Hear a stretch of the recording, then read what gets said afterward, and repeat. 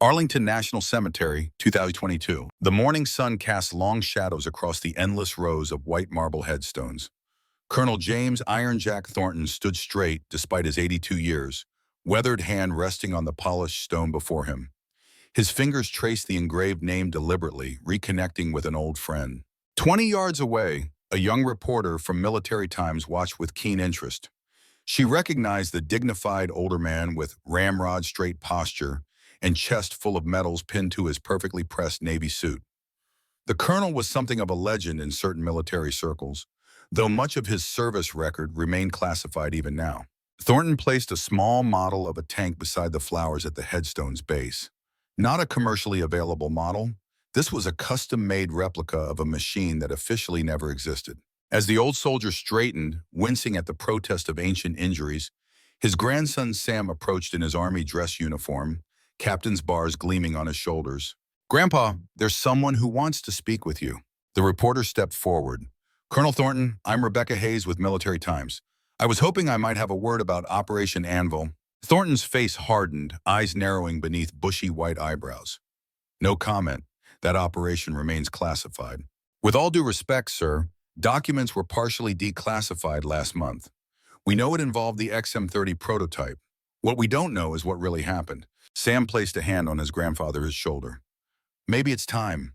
The new generation needs to know what you and your team accomplished, even if it never made the history books." For a moment, Thornton seemed to age another decade before their eyes.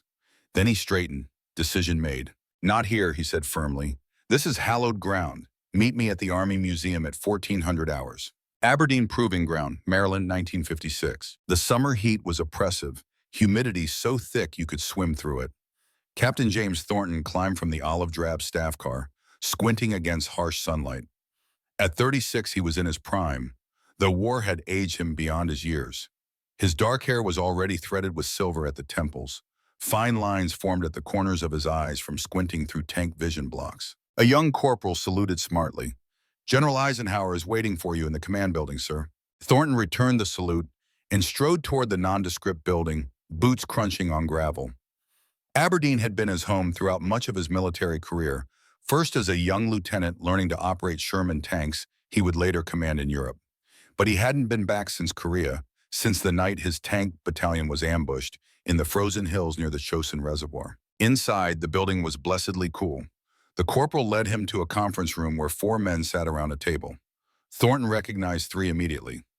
General Matthew Ridgway, Army Chief of Staff, Major General Isaac White, Head of Armor, and most surprisingly, General Dwight D. Eisenhower himself, the former Supreme Allied Commander now being courted to run for president.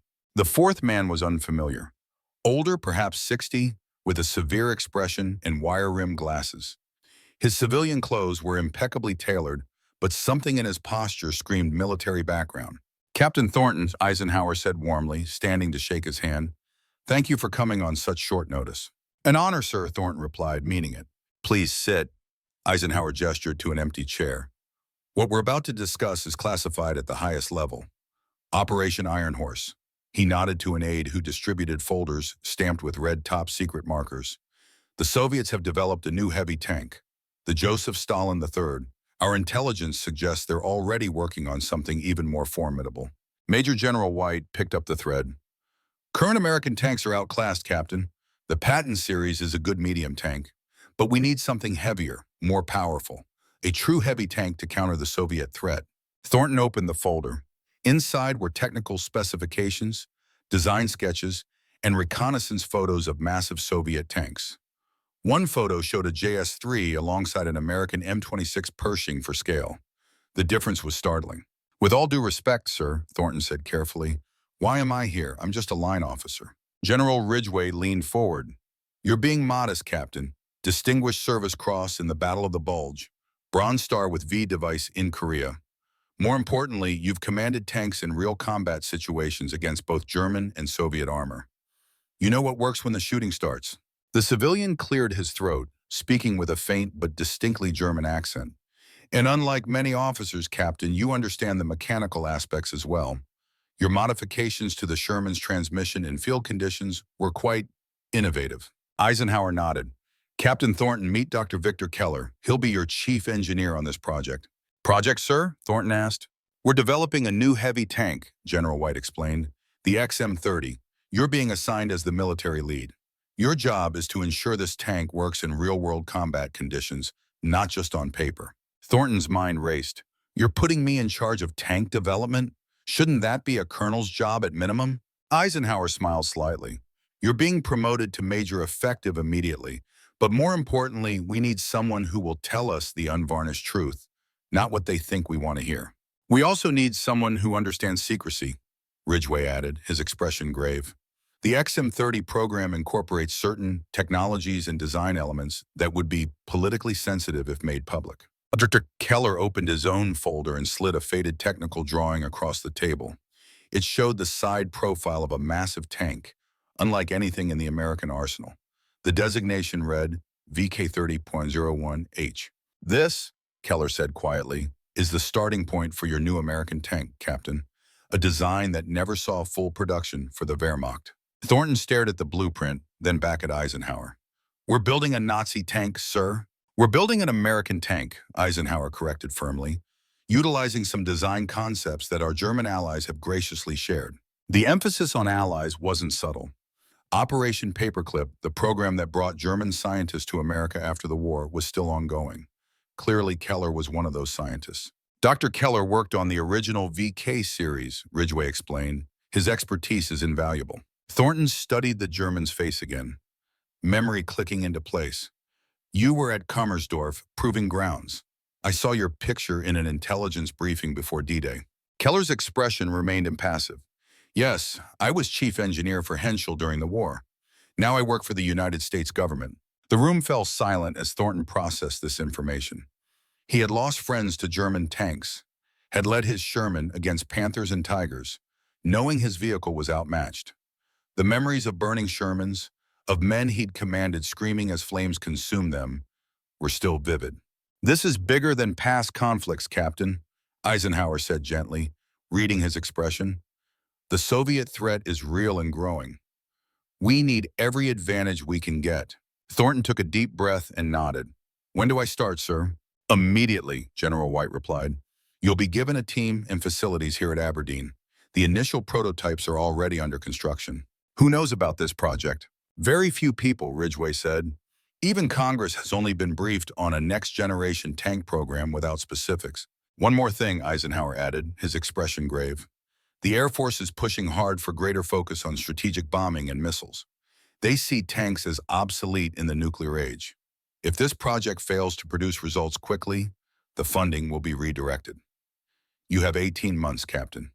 Make them count. As the meeting concluded, Thornton found himself walking alongside Dr. Keller toward the testing facilities. The German was silent, hands clasped behind his back. So, Thornton finally said, you designed tanks for Hitler, and now you design them for us. Keller didn't flinch. I designed tanks to protect German soldiers. Now I design them to protect American soldiers. The politics change, Captain. The physics do not. Before Thornton could respond, they rounded a corner and came face to face with an enormous form covered by canvas tarps. Keller gestured, and two soldiers pulled away the coverings to reveal the partially assembled hull of what would become the XM-30. Despite himself, Thornton felt a surge of professional appreciation. The hull was massive with thick, sloped armor plates.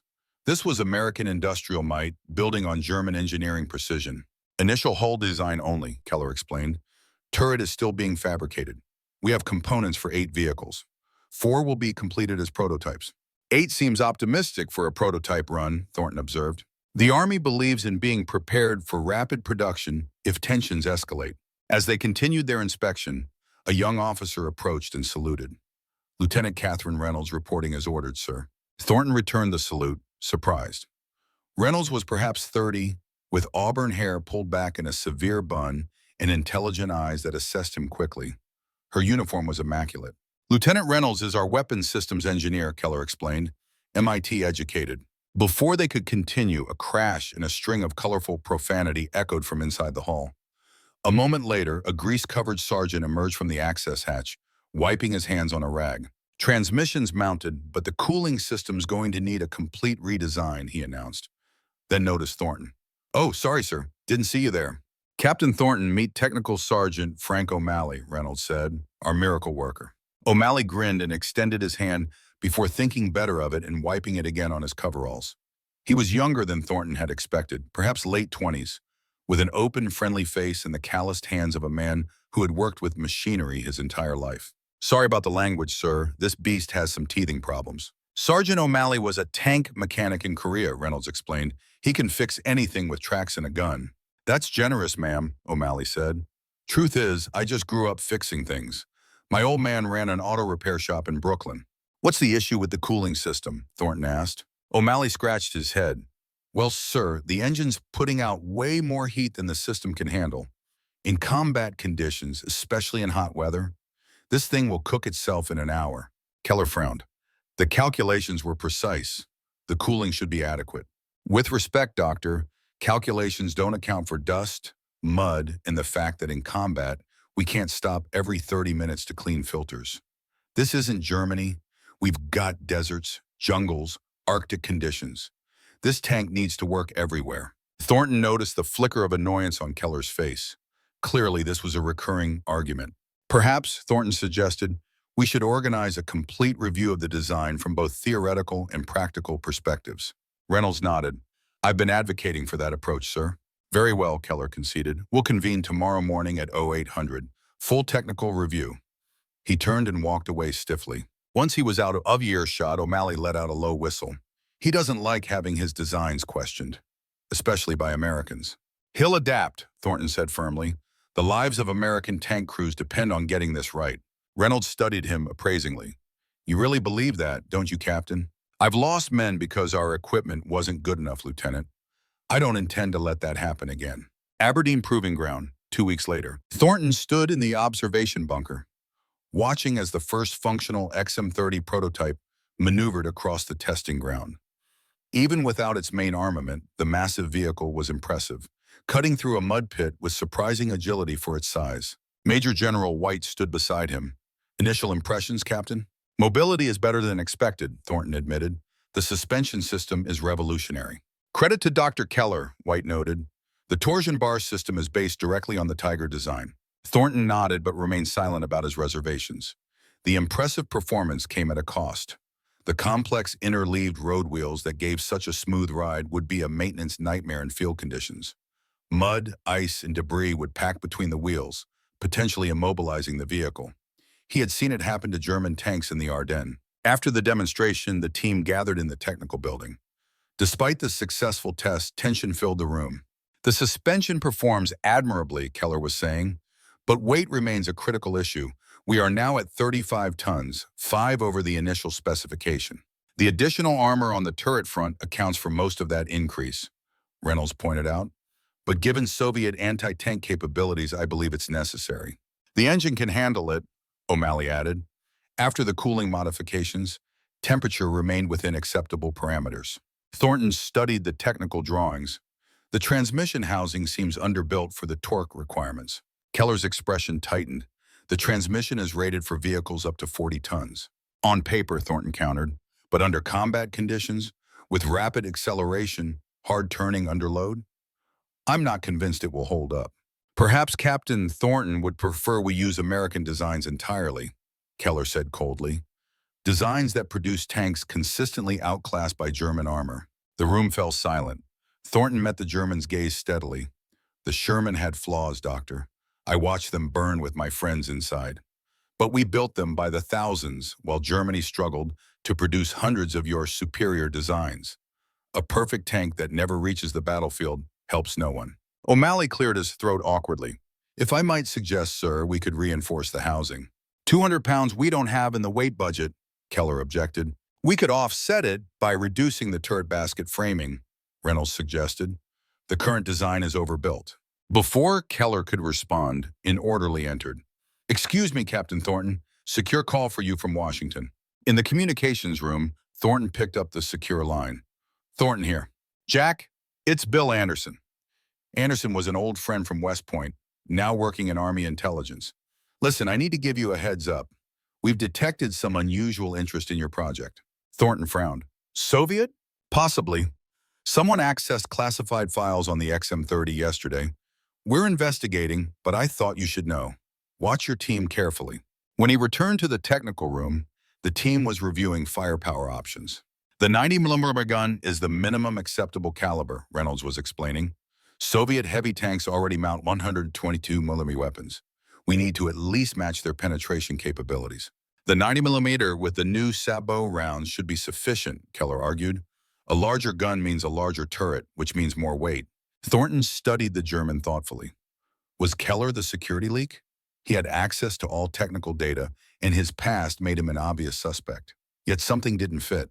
Later that night, Thornton couldn't sleep. The security breach bothered him. Finally, he went to the secure records room to review personnel files, starting with Keller's. Most of it was information he already knew. German engineer worked for Henschel during the war, brought to America through Operation Paperclip.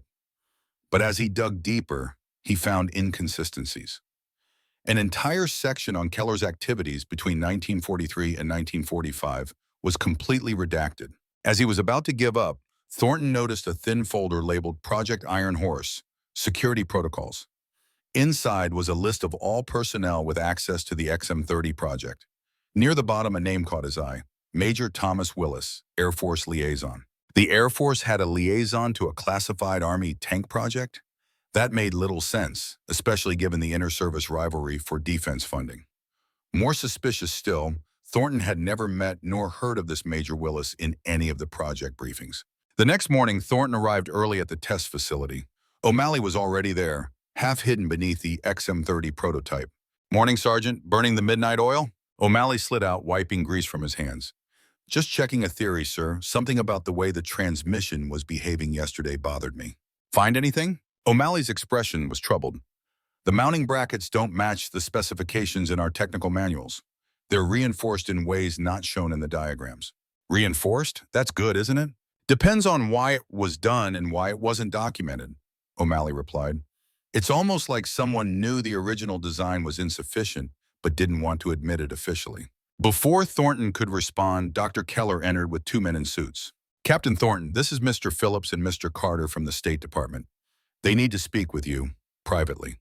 The two men showed credentials that identified them as diplomatic security. Phillips, the older of the two, was direct.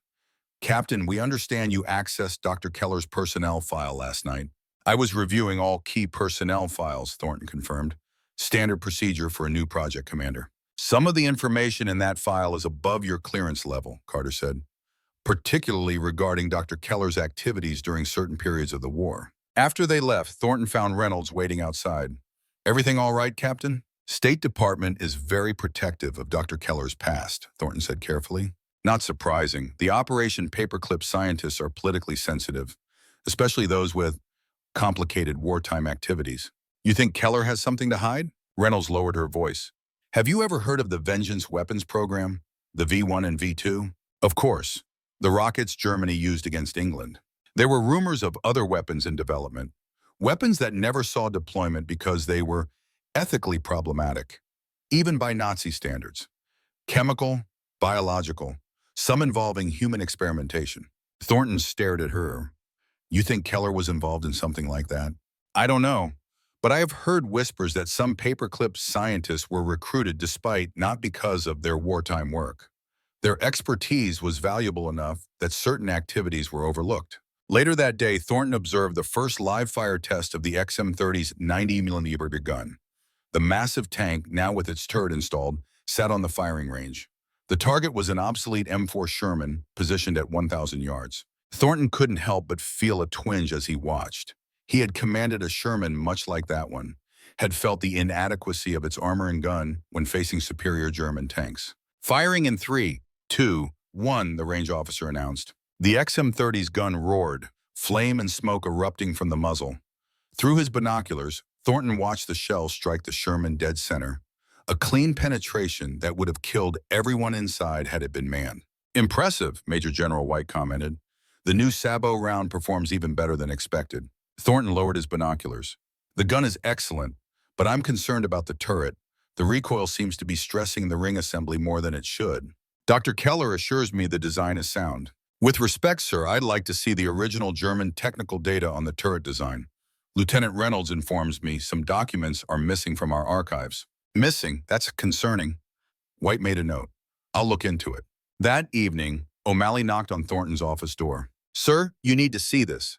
The sergeant placed a yellowed, folded blueprint on his desk. What am I looking at, Sergeant? Original German specifications for the VK turret rotation mechanism. I found it hidden in an old manual in the maintenance shed. Thornton studied the blueprint. The design was similar to what they were currently using, but with significant differences in the gear assembly and hydraulic system. This is far more robust than our current design, Thornton observed. And look at the date, sir. In the corner of the blueprint was a date stamp, October 1944, well into the period that had been redacted from Keller's record. Where did you find this again? In a maintenance shed that hadn't been used since the war. It was in a stack of captured German technical documents. The next morning, Thornton called Reynolds and O'Malley to a private meeting in a secure room. I believe Dr. Keller is deliberately sabotaging the XM30 project, he told them without preamble. Reynolds looked shocked. That's a serious accusation, Captain. I know, and I don't make it lightly. Thornton laid out the evidence, the missing documents, the inferior transmission and turret designs, the redacted sections of Keller's past. But why would he sabotage his own project, O'Malley asked. What if Keller never fully abandoned his loyalty to Germany? What if he's ensuring that American tanks remain inferior to potential German designs? Germany is our ally now, Reynolds pointed out. Officially, Thornton agreed, but there's another possibility. What if Keller is working for the Soviets? They fell silent, considering the implications. We need more evidence, Reynolds finally said, and we need to fix the design flaws, regardless of their origin. Thornton nodded. O'Malley, implement the original German specifications for the turret rotation. Tell the technicians it's an upgrade you have developed. Reynolds, review every aspect of Keller's designs. Look for other deliberate weaknesses. And Keller? O'Malley asked. For now, we proceed normally. Give him no reason to suspect we're on to him. 2 days later, Thornton stood with General White and a delegation from Washington, watching the XM30 prototype maneuver through an obstacle course. The tank crashed through a wall, climbed a steep hill, and forded a water obstacle with impressive capability. Remarkable, commented a congressman on the Appropriations Committee. Much more agile than I expected for a vehicle that size. The demonstration continued with a firepower display. The XM30 fired its 90mm gun at multiple targets, destroying each with precision. As the officials departed, Thornton remained behind. Despite the successful demonstration, his concerns remained. The transmission had overheated during the extended operation, and the turret rotation had noticeably slowed toward the end. He was about to follow when he noticed Keller walking toward a secluded area behind the maintenance buildings. Curious, Thornton followed at a distance. Keller stopped near a storage shed, looked around cautiously, then removed something from his pocket. It appeared to be a small camera. He began photographing documents he had carried with him. Thornton's suspicions crystallized into certainty. He was witnessing espionage in action. Dr. Keller, he called out when he was within 20 feet. The German startled visibly, hastily pocketing the camera. Captain Thornton, I was just reviewing some specifications. With a camera? In a secluded location? Thornton moved closer. I think you need to explain yourself, Doctor. Keller's expression hardened.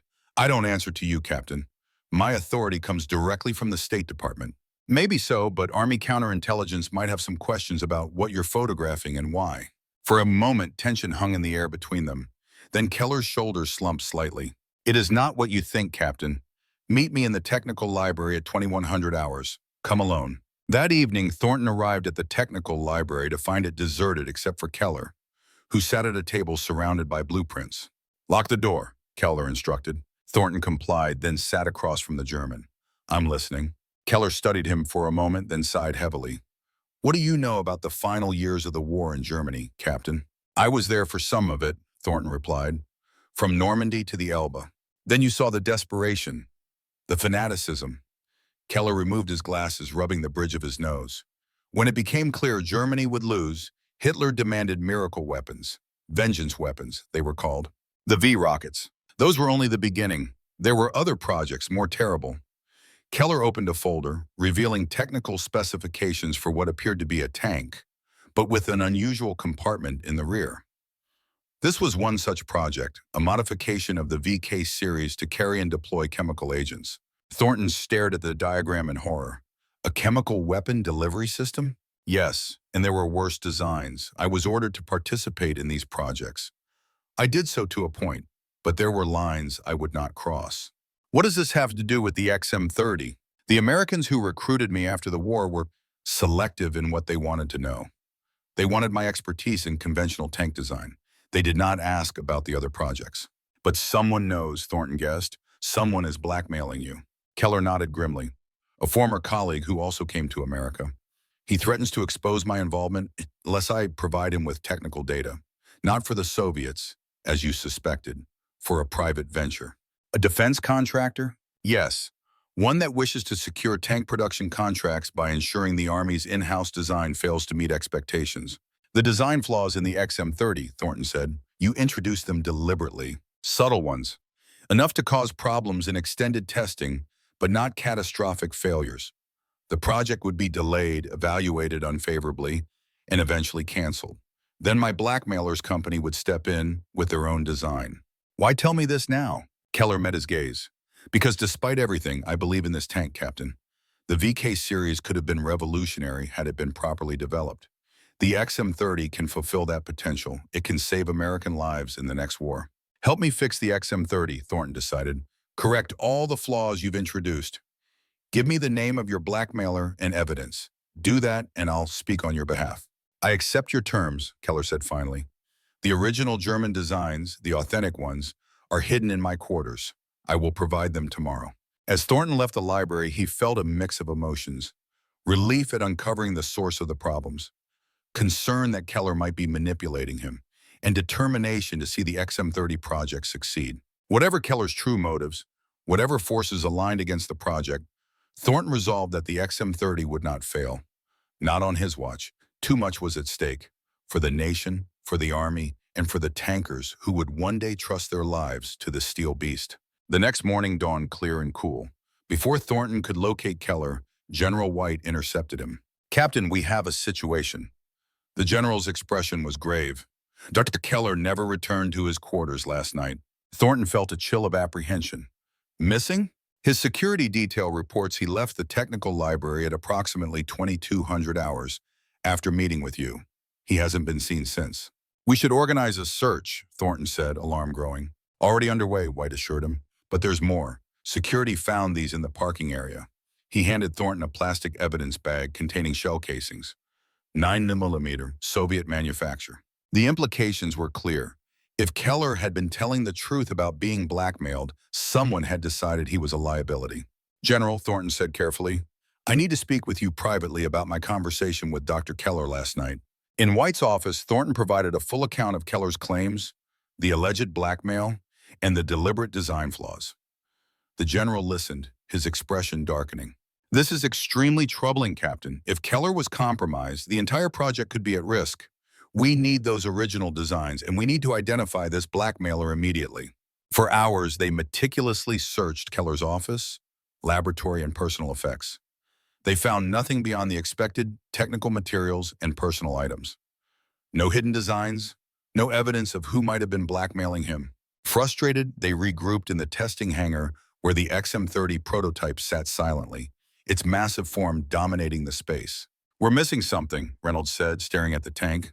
Keller was methodical, precise. O'Malley snapped his fingers suddenly. The tank itself. What better hiding place than inside the very machine he was designing? A small metal box had been welded to the underside of the commander's seat frame, nearly invisible unless specifically searching for it. Inside, they found microfilm rolls and a handwritten note in German. Can you read it? O'Malley asked. Reynolds took the note. My German is basic, but it says, to whoever finds this, these are the true designs. Use them to build a worthy machine. The past cannot be undone, but perhaps it can be redeemed. Within hours, they had the contents of the microfilm. Detailed technical drawings of the original VK series tanks, including specifications that differed significantly from what had been implemented in the XM-30. The turret ring assembly is completely different, Reynolds noted. Much more robust. And look at the transmission design. It's far more advanced than what we've been working with. These modifications could be implemented within our time frame, but it would require round-the-clock work, Thornton said. Do we trust these designs? Reynolds asked. What if this is another layer of deception? I believe these are genuine, Thornton decided after careful consideration. The engineering principles are sound, the improvements logical. General White authorized the implementation of the modified designs, allocating additional resources to meet the demonstration deadline. For the next 3 weeks, the team worked tirelessly, often sleeping in the facility. The modifications were substantial. The turret ring was completely redesigned and reinforced. The transmission was rebuilt to the original German specifications. The cooling system was enhanced with additional capacity. Throughout this period, the search for Keller continued without success. The FBI found evidence that he had been forcibly taken from the base, but the trail went cold at a private airfield 20 miles away. 3 days before the Joint Chiefs demonstration, a man in a nondescript suit presented credentials identifying him as James Morrison, CIA. Captain Thornton, I understand you were the last person to speak with Dr. Keller before his disappearance. They sat in Thornton's office, the CIA man declining coffee. That's correct, Thornton confirmed. Captain, I'm going to be direct. Dr. Keller was more than just a tank designer. He was providing information to us about certain individuals who came to the United States through Operation Paperclip. Recently, he indicated he had evidence of industrial espionage involving defense contracts. Before he could provide details, he disappeared.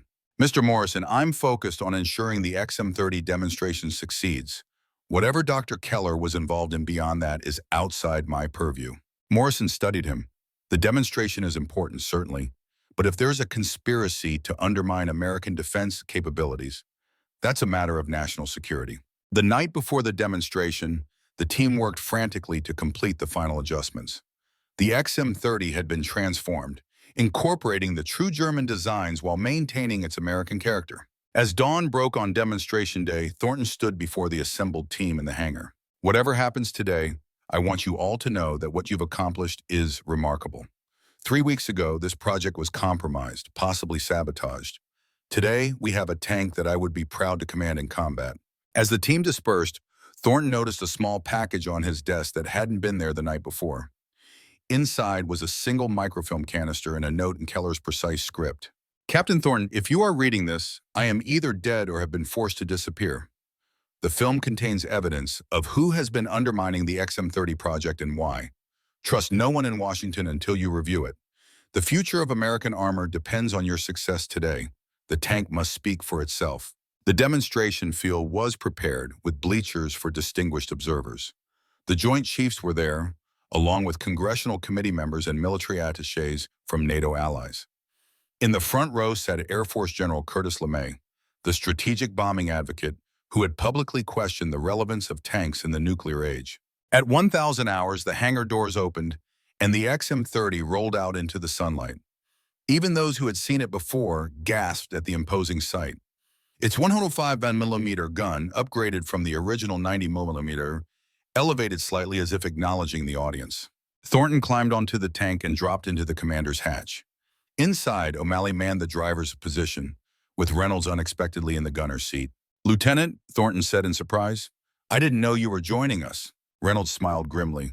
I designed the fire control system. I should be the one to show what it can do. The massive engine roared to life, no longer overheating thanks to the improved cooling system. The XM30 moved with surprising grace, taking position at the beginning of the obstacle course. Through his vision blocks,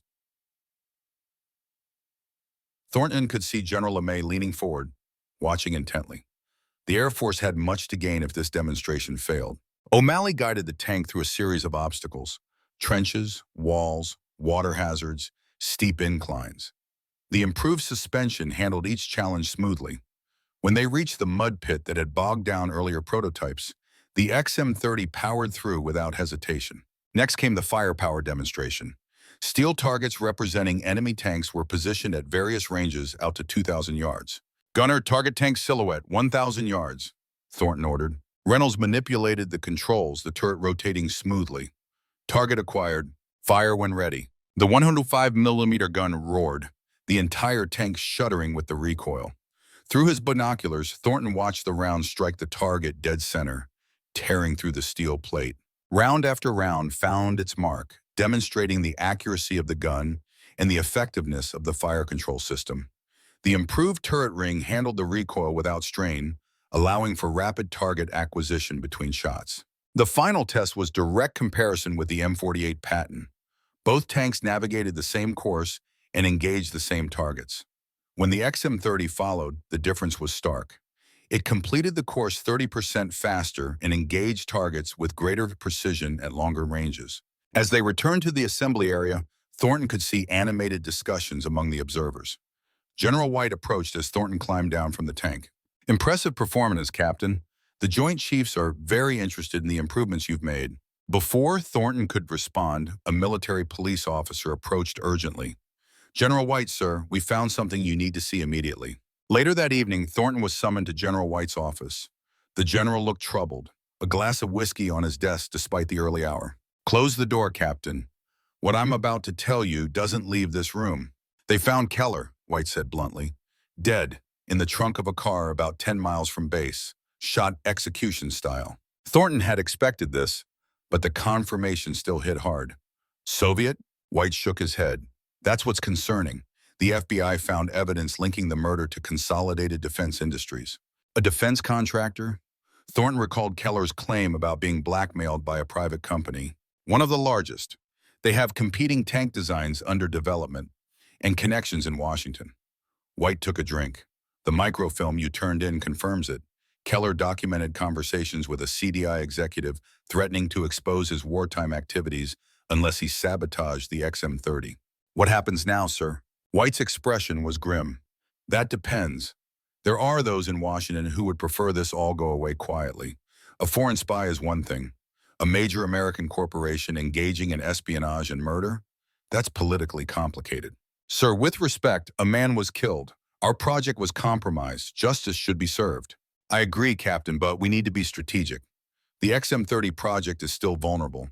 If this scandal becomes public, it could give ammunition to those who want to redirect funding to other priorities." Thornton understood the dilemma.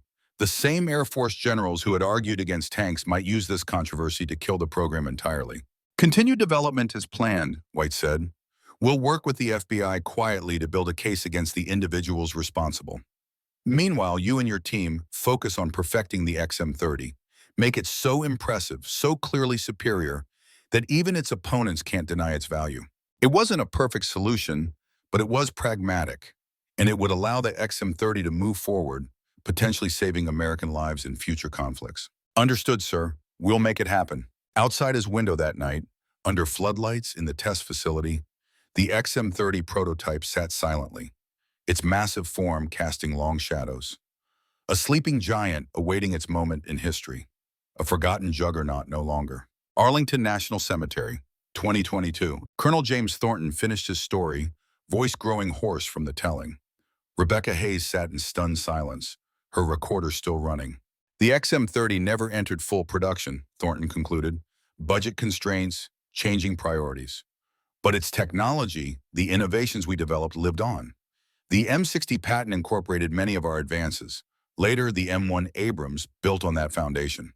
"And the conspiracy? The people who killed Dr. Keller?" Hayes asked.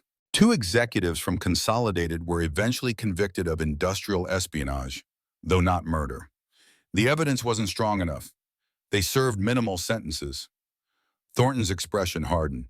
"But their tank design never saw production either. Poetic justice, perhaps." Sam, Thornton's grandson, had listened intently throughout. "Grandpa, you never told me any of this." "It was classified for decades. Some of it still is, technically." Thornton smiled wryly. "But I'm 82 years old. What are they going to do, court-martial me?" Hayes checked her notes. "You mentioned Operation Anvil. Was that related to the XM-30? Thornton exchanged a glance with Sam. "That's a story for another day, Ms. Hayes. Let's just say that despite official records, a few XM-30 prototypes saw action during certain sensitive situations during the Cold War." As they left the museum, Thornton paused beside a display case containing models of American tanks. One model was partially obscured, its distinctive silhouette recognizable only to those who knew what to look for. "There she is," Thornton said softly. "Not forgotten after all." "It looks a lot like the early patent prototypes," Sam observed. "That's intentional. History is written by those who control the archives." Thornton straightened his shoulders, professional pride evident. "But the men who built her, who fought for her to exist, we know the truth. Sometimes that's enough." Outside, the afternoon sun cast long shadows across Arlington's immaculate grounds. As they walked toward the parking lot, Thornton paused once more, gazing back toward the section where his former comrades rested. You know, Sam, the measure of success isn't always what the history books record. Sometimes it's in the things that don't happen. The wars that don't start because our strength prevents them. The lives not lost because our equipment protected them. He smiled at his grandson. Remember that when you're commanding your Abrams. The finest tribute to those who came before is to carry their work forward. Sam nodded, understanding the weight of the legacy he had inherited. I will, Grandpa.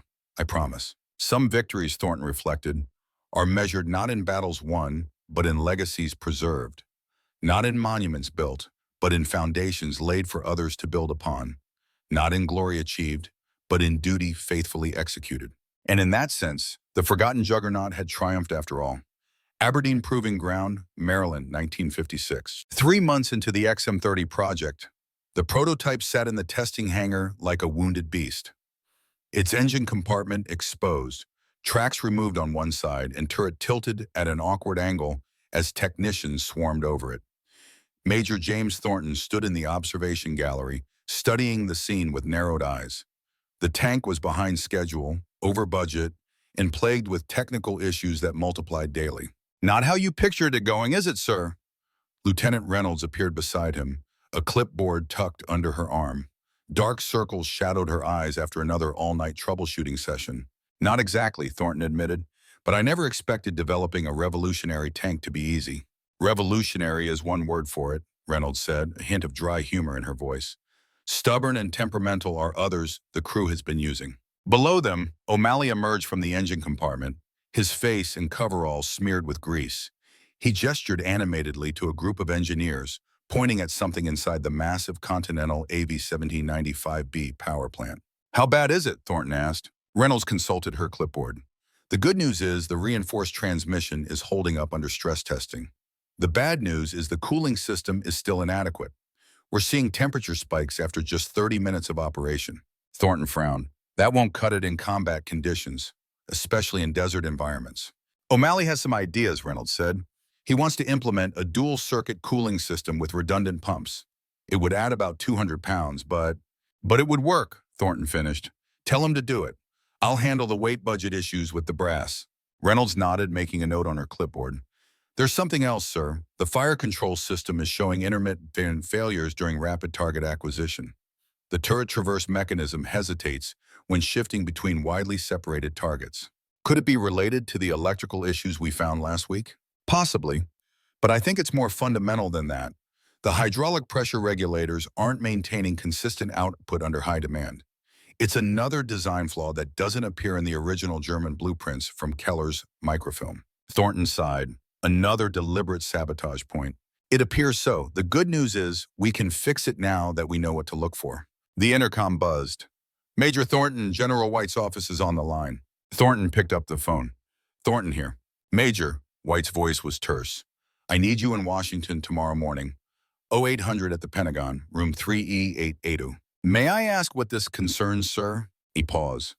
Funding. The Air Force is making another push to redirect our development budget to their bomber program. Bring your best arguments and latest test data. And Thornton, this isn't just a budget meeting. It's a fight for the future of American armor. Don't lose. As Thornton hung up the phone, he felt the weight of responsibility settle more heavily on his shoulders. The XM-30 wasn't just a tank development project. It was becoming a referendum on the future of American ground combat doctrine in the nuclear age. If they failed, the Army might never get another chance to develop a true heavy tank to counter Soviet armor. Bad news? Reynolds asked, noting his expression. Budget meeting at the Pentagon tomorrow. The Air Force is trying to kill our funding. Reynolds frowned. They've been against us from the start. LeMay's people believe everything should have wings and drop bombs. They have a powerful argument in the nuclear age, Thornton admitted. But they're wrong about conventional warfare being obsolete. Korea proved that, and the next limited war will prove it again. So what's your strategy for tomorrow? Thornton managed a tight smile. Show them that American tanks don't belong in museums just yet. I need all our latest performance data, especially the comparative analysis with the Soviet JS-3, and any projections we have for the XM-30's potential in combat scenarios. I'll have a complete package ready for you in 2 hours, Reynolds promised. The Pentagon next morning. The conference room was already full when Thornton arrived. 6 men sat around the polished oak table. none looking pleased to see him. He recognized General Curtis LeMay immediately, the cigar-chomping Air Force strategic bombing advocate whose disdain for ground forces was legendary. Beside him sat two Air Force officers and a civilian. Thornton guessed was from the Bureau of the Budget. On the Army side, General White nodded to Thornton. The final attendee was a gray-haired man in an expensive suit who Thornton didn't recognize. LeMay didn't waste time with pleasantries. The way I see it, gentlemen, we're throwing good money after bad. The Army is developing a new heavy tank at precisely the moment when tanks are becoming obsolete. Strategic nuclear bombing is the future of warfare. With respect, General, Thornton replied, keeping his voice level. The Soviet Union fields over 40,000 tanks. Nuclear deterrence is vital, but conventional forces remain essential for limited conflicts. Korea was an anomaly, one of LeMay's aides interjected. Future wars will either be deterred entirely by nuclear weapons or fought with them. Korea was a preview, Thornton countered. The Soviets and their allies understand that they can pursue their objectives below the nuclear threshold. They're banking on our unwillingness to risk global destruction over limited conflicts. That's precisely why they continue to build conventional forces, particularly tanks. The civilian from the Budget Bureau cleared his throat. The XM-30 program is currently 17% over budget and 2 months behind schedule. That's difficult to justify in a tight fiscal environment. Initial development challenges are being overcome, Thornton replied, opening his briefcase and removing a folder of photographs and test results. These were taken last week during our latest trials. The XM-30 prototype successfully engaged targets at ranges exceeding those of any current Soviet tank. Its armor protection surpasses anything in our current inventory. He passed the photos around the table. Even LeMay paused to study an image showing a target tank destroyed by the XM-30's main gun. Impressive marksmanship, the general conceded reluctantly. But at what cost? Each of these prototypes runs to several $1,000,000. For the price of one tank battalion, we could field an entire wing of nuclear-capable bombers. And what happens, General, Thornton asked quietly, when the Soviets roll their tanks across West Germany, and the choice is between nuclear escalation or conventional defeat? Do we surrender Europe because we lack the conventional forces to respond? A tense silence followed this question. It was the unspoken dilemma at the heart of American defense planning, the gap between nuclear deterrence and conventional capability. The civilian in the expensive suit leaned forward. Perhaps I could offer a compromise perspective. I'm Howard Reeves from Consolidated Defense Industries. Thornton felt a chill. Consolidated was the company Keller had named as his blackmailer before his murder. What was their representative doing at a classified Pentagon budget meeting? Mr. Reeves is here at my invitation, LeMay explained, noting Thornton's surprise. CDI has been developing alternative armored vehicle concepts that might offer better value for the taxpayer dollar. With all due respect, White interrupted, his voice carrying the full weight of his rank. This meeting was supposed to be about existing program funding, not sales pitches for unproven alternatives. Reeves smiled thinly. Not a sales pitch, General. Merely an observation that there might be more cost-effective approaches than the ambitious XM-30 program. Our own tank development program is proceeding on schedule and under budget. The implication was clear. Abandon the Army's in-house XM-30 in favor of CDI's competing design. Thornton thought of Keller's body, found with execution-style bullet wounds, and the evidence linking Consolidated to his death. The XM-30 has overcome its initial technical challenges, Thornton stated firmly. Recent modifications have significantly improved reliability and performance. We're now back on track to meet all major program milestones. So you claim, Reeves said smoothly. But the Pentagon has heard similar assurances from countless troubled projects. What makes the XM-30 different? The fact that it works, Thornton replied bluntly. I've commanded tanks in combat, Mr. Reeves. I know what a good tank feels like. The XM-30 is more than good. It's revolutionary. Better firepower, better protection, better mobility than anything we've fielded before. Perhaps a demonstration for the committee, Thornton suggested, seeing an opening.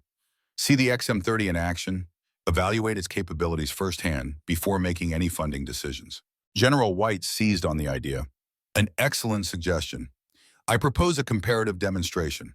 The XM-30 alongside our current M48 patent and, he glanced at Reeves. If Consolidated has a functional prototype, perhaps that as well? Reeves hesitated, his confident demeanor cracking slightly. Our prototype is still in the early integration phase. Then the demonstration will proceed with the vehicles that are actually operational, White concluded, taking control of the meeting. 2 weeks from today, at Aberdeen. LeMay looked displeased but nodded. Fine, but impressive parlor tricks won't change the strategic reality. The future belongs to the Air Force, not to metal dinosaurs crawling across the battlefield. As the meeting adjourned, Reeves approached Thornton. Major, I understand you have taken over the XM-30 project following the unfortunate disappearance of Dr. Keller. Thornton met the man's gaze steadily. His murder, you mean? Reeves didn't flinch. A tragedy, however it's characterized. Brilliant man, he consulted for us briefly, before joining your project. If you ever decide you'd like to work with a more stable organization, Consolidated is always looking for men with your experience. I'm quite happy with the Army, Mr. Reeves. Of course. But military careers end, while corporate ones can flourish indefinitely. Just something to consider. As Reeves walked away, Thornton felt a crawling sensation along his spine. The offer had sounded almost like a threat, or at least a suggestion that Thornton might want to consider his future carefully. General White joined him as they left the conference room. That went as well as could be expected. Reeves' presence was an unpleasant surprise. How did a defense contractor get access to a classified budget meeting? Thornton asked quietly. LeMay's doing, White replied. He and Reeves play golf together. The corporate military revolving door is spinning faster these days. Sir, about the demonstration in 2 weeks. The XM-30 isn't ready. We're still working through cooling issues and fire control system problems. White nodded grimly. Then you have 2 weeks to make it ready, Major. Because if that demonstration fails, the XM-30 is dead, and American tanks will be built by Consolidated for the next 20 years. Thornton drove back to Aberdeen with a sense of foreboding. He had just promised capabilities the tank didn't yet possess. Worse, he was now certain powerful interests were aligned against the project. Not just the Air Force with its institutional bias, but corporate players with billions of dollars in potential contracts at stake. He found Reynolds and O'Malley in the workshop, studying diagrams of the cooling system modifications. We have 2 weeks, Thornton announced without preamble. Full demonstration for the Joint Chiefs and the Budget Committee. Everything needs to work flawlessly. O'Malley whistled low. 2 weeks? Boss, we're at least a month away from resolving the cooling issues, and that's if everything goes perfectly. Then we need to work miracles, Thornton replied. Double shifts, round the clock, whatever it takes. Reynolds studied his face. Something else happened at that meeting. What aren't you telling us? Thornton hesitated, then decided they deserved the full truth. Consolidated Defense Industries was there, the same company that Keller named as his blackmailer before he was killed. They're pushing their own tank design as an alternative to the XM-30. Damn, O'Malley muttered. That's playing dirty, even for the defense industry. It gets worse. Their representative, Reeves, hinted that they had some kind of prior relationship with Keller, and he tried to recruit me. Reynolds' eyes widened. You think they're trying to sabotage the project from the inside again? I think they'll use any means necessary to ensure their design wins the contract, Thornton said, which means we need to be extremely careful about security from now on. No design documents leave the secure areas. No discussions of technical details outside this team. O'Malley nodded seriously. What about the demonstration? We need a miracle to get this beast ready in 2 weeks. Thornton considered their options. The cooling system is the most critical issue.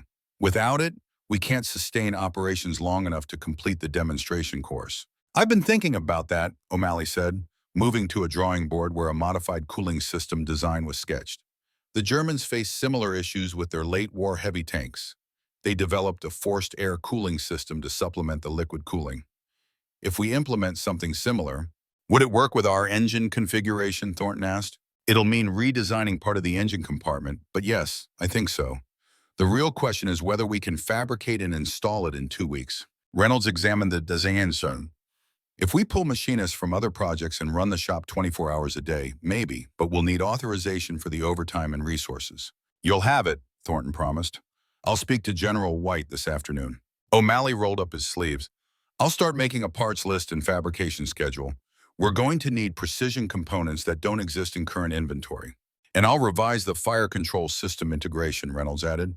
If we're reworking the engine compartment, we might as well fix the hydraulic pressure issues at the same time. As they dispersed to begin preparations, Thornton felt a mixture of pride in his team and apprehension about the task ahead. They were up against not just technical challenges, but potentially deadly opposition from powerful interests. That evening, Thornton called his wife Sarah from the secure phone in his office. Her voice, warm and familiar, was a lifeline to normalcy amid the chaos of the project. "James, is everything all right? You usually don't call during the week." "Everything's fine," he assured her, though it wasn't entirely true. "Just missing you and Bobby. How's he doing with the new school?" "Better," Sarah said. "His math teacher says he's the brightest in the class. He asks about you every day, wants to know when you're coming home for more than just a weekend." Guilt twisted in Thornton's stomach. His son was 14, at an age when he needed his father's guidance, but the demands of the XM30 project had kept Thornton away for months now. "Soon," he promised. "Things are intense right now, but it won't be forever." "James," Sarah's voice turned serious. "You said the same thing during Korea. I understand your work is important, but your family needs you too." "I know," he said softly. "And you're right. Once we get through the next couple of weeks, I'll take some leave. Proper leave, not just a weekend. We could go to the cabin at Lake George." "Bobby would love that," Sarah said, her tone softening. "He found your old fishing tackle in the garage last week. Started cleaning everything up. Said he wanted to be ready when you had time to take him." The image of his son preparing fishing gear for a trip that might never happen made Thornton's chest tighten. "I won't let him down this time. 2 weeks from now, this project reaches a critical milestone. After that, I'll be home, I promise." After he hung up, Thornton stared at the framed photograph on his desk. Sarah and Bobby at the Grand Canyon 2 summers ago. They were both smiling in the golden afternoon light, a rare perfect day amid the demands of military service. He wondered, not for the first time, whether the sacrifices were worth it, whether the time away from his family, the missed baseball games and school events, could be justified by service to country. He was still brooding on this when a knock came at his office door. It was Reynolds, looking troubled. "Sorry to disturb you, sir, but we've discovered something you need to see." She led him to the maintenance bay, where the XM30's turret had been partially disassembled for the cooling system modifications. O'Malley was waiting, a peculiar component in his grease-stained hands. "Found this wired into the fire control system's electrical junction," the sergeant explained, holding up what appeared to be a small metal cylinder with wires protruding from it. "It's not on any of the blueprints." Thornton examined the device without touching it. "Some kind of relay?" "That's what it's disguised as," O'Malley said grimly. "But it's not. It's a timed failure device. After a specific number of operational hours, it would create a short circuit in the fire control system, rendering the main gun inoperable." "Sabotage," Thornton said quietly. "Definitely. And professional work, too. If we hadn't been rewiring the entire system for the cooling modifications, we'd never have found it. It was hidden behind 3 access panels." "Have you checked the rest of the electrical systems?" Thornton asked. "Working on it now," O'Malley confirmed. "So far, we've found 2 more similar devices, one in the transmission control circuit and another in the radio system." Reynolds looked deeply troubled. "This goes beyond what Keller admitted to. These aren't subtle design flaws that would cause performance issues over time. These are deliberate sabotage devices intended to cause catastrophic failures during operation." "Could Keller have installed these without your knowledge?" Thornton asked. Reynolds shook her head. "Not alone. He wouldn't have had the access or the time. He would have needed help from someone else on the project." The implication was clear. There was another saboteur on the team, someone who had continued Keller's work even after his death. Perhaps even someone involved in his murder. "We need to check every system, every component," Thornton ordered. "But quietly. If whoever planted these devices realizes we've found them, they might take more desperate measures." "What about the FBI investigation into Keller's death?" O'Malley asked. "Should we tell them about this?" Thornton considered this. "Yes, but through General White's office, not directly. We don't know how high this conspiracy goes or who might be compromised." As O'Malley returned to checking the tank systems, Reynolds lingered, clearly troubled. "What is it, Lieutenant?" Thornton asked. "Sir, I've been reviewing the personnel files of everyone with access to the XM30. There's something odd about Major Thomas Willis, the Air Force liaison that you identified earlier." "The one I've never actually met?" "Exactly. According to his file, he's visited Aberdeen 6 times since the project began. But when I checked the visitor logs and security clearance records, there's no record of any Major Willis ever entering the facility." "A ghost," Thornton murmured. "Someone created a false identity with project access, but never physically used it. which means the name could be a cover for anyone entering under a different identity.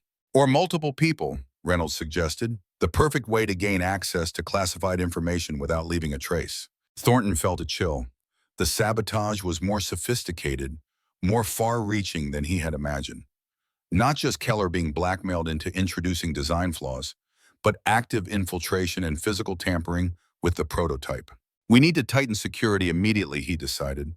New access protocols, additional guards on the prototype, and I want a background check run on every contractor and visitor to this facility in the last 6 months. For the next week, the team worked feverishly to implement the cooling system modifications, while systematically checking every component of the XM30 for additional sabotage devices. They found 3 more, each strategically placed to cause failures during extended operations, precisely the conditions of the upcoming demonstration. Despite the sabotage in the compressed timeline, progress was remarkable. O'Malley's forced air cooling system design proved ingenious, drawing on both German engineering principles and his own practical experience. The machine shops worked around the clock to fabricate the components, and installation proceeded despite the complexity. 4 days before the demonstration, they were ready for the first full power test. The XM30, its engine compartment, now modified with additional vents and ducting, sat in the test cell with instruments monitoring every aspect of its performance. Thornton, Reynolds, and O'Malley watched from the control room as technicians started the massive Continental engine. It roared to life, the deep rumble of American industrial might.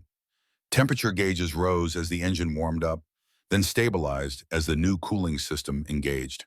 "Looking good," O'Malley commented, eyes fixed on the readouts. Temperature holding steady at optimal range. For 2 hours, they ran the engine at varying loads, simulating the conditions of the demonstration course. The cooling system performed flawlessly, maintaining ideal operating temperatures even under maximum stress. "I think we've done it," Reynolds said, relief evident in her voice. "The cooling issue is solved." Thornton nodded, but his expression remained serious. "One problem down. Now we need to ensure the fire control system is fully functional and the transmission can handle the stress of the demonstration course." They were making final adjustments to the fire control system when General White arrived unexpectedly, accompanied by a man in civilian clothes whom Thornton recognized as one of the FBI agents investigating Keller's murder. "Major Thornton," White said without preamble, "this is Special Agent Collins. He needs to speak with you and your team, privately." In Thornton's office, Agent Collins came directly to the point. "We've made progress in Dr. Keller's murder investigation. Forensic evidence confirms he was killed with a Soviet-manufactured Makarov pistol, commonly used by their intelligence services." "So it was the Soviets, not Consolidated?" Reynolds asked. Collins shook his head. "Not that simple. The pistol was traced to a batch sold on the black market after the war. Anyone could have acquired it. More importantly, we found trace evidence on Keller's clothing. Microscopic metal filings with a unique composition only used in Consolidated's manufacturing facilities." "So Consolidated is involved," Thornton said. "It appears so," Collins confirmed, "but there's more. We've identified the man who was blackmailing Keller, Thomas Mercer, Vice President of Military Development at Consolidated. His fingerprints were found on documents in Keller's quarters." "Thomas Mercer," White repeated thoughtfully. "He was on the Army Ordnance Board until 1954, when he left for private industry, had top-level clearance for tank development programs, including access to personnel files and security protocols," Collins added. "We believe he created the false Major Willis identity as a backdoor into the XM30 program." "What about Howard Reeves?" Thornton asked, remembering the smooth-talking, Consolidated representative from the Pentagon meeting. Collins' expression darkened. "Reeves is Mercer's superior at Consolidated. We don't have direct evidence linking him to Keller's murder, but he certainly had motive. The contract for the next generation of American tanks would be worth billions." "Can you arrest them?" Reynolds asked. "Not yet. We need more evidence to make charges stick against executives of their stature. And there's another complication." Collins glanced at General White. "Consolidated has powerful friends in Washington. The Secretary of Defense has expressed concern about potential disruption to the defense industrial base." "They're going to get away with murder," O'Malley said incredulously. "Not if I have anything to say about it," White replied grimly. "But for now, our priority has to be the demonstration. If the XM30 performs as designed, it undermines Consolidated's entire position." After Collins departed, White remained behind with Thornton. "How ready are we, really?" the general asked. The cooling system modifications are complete and tested, Thornton reported.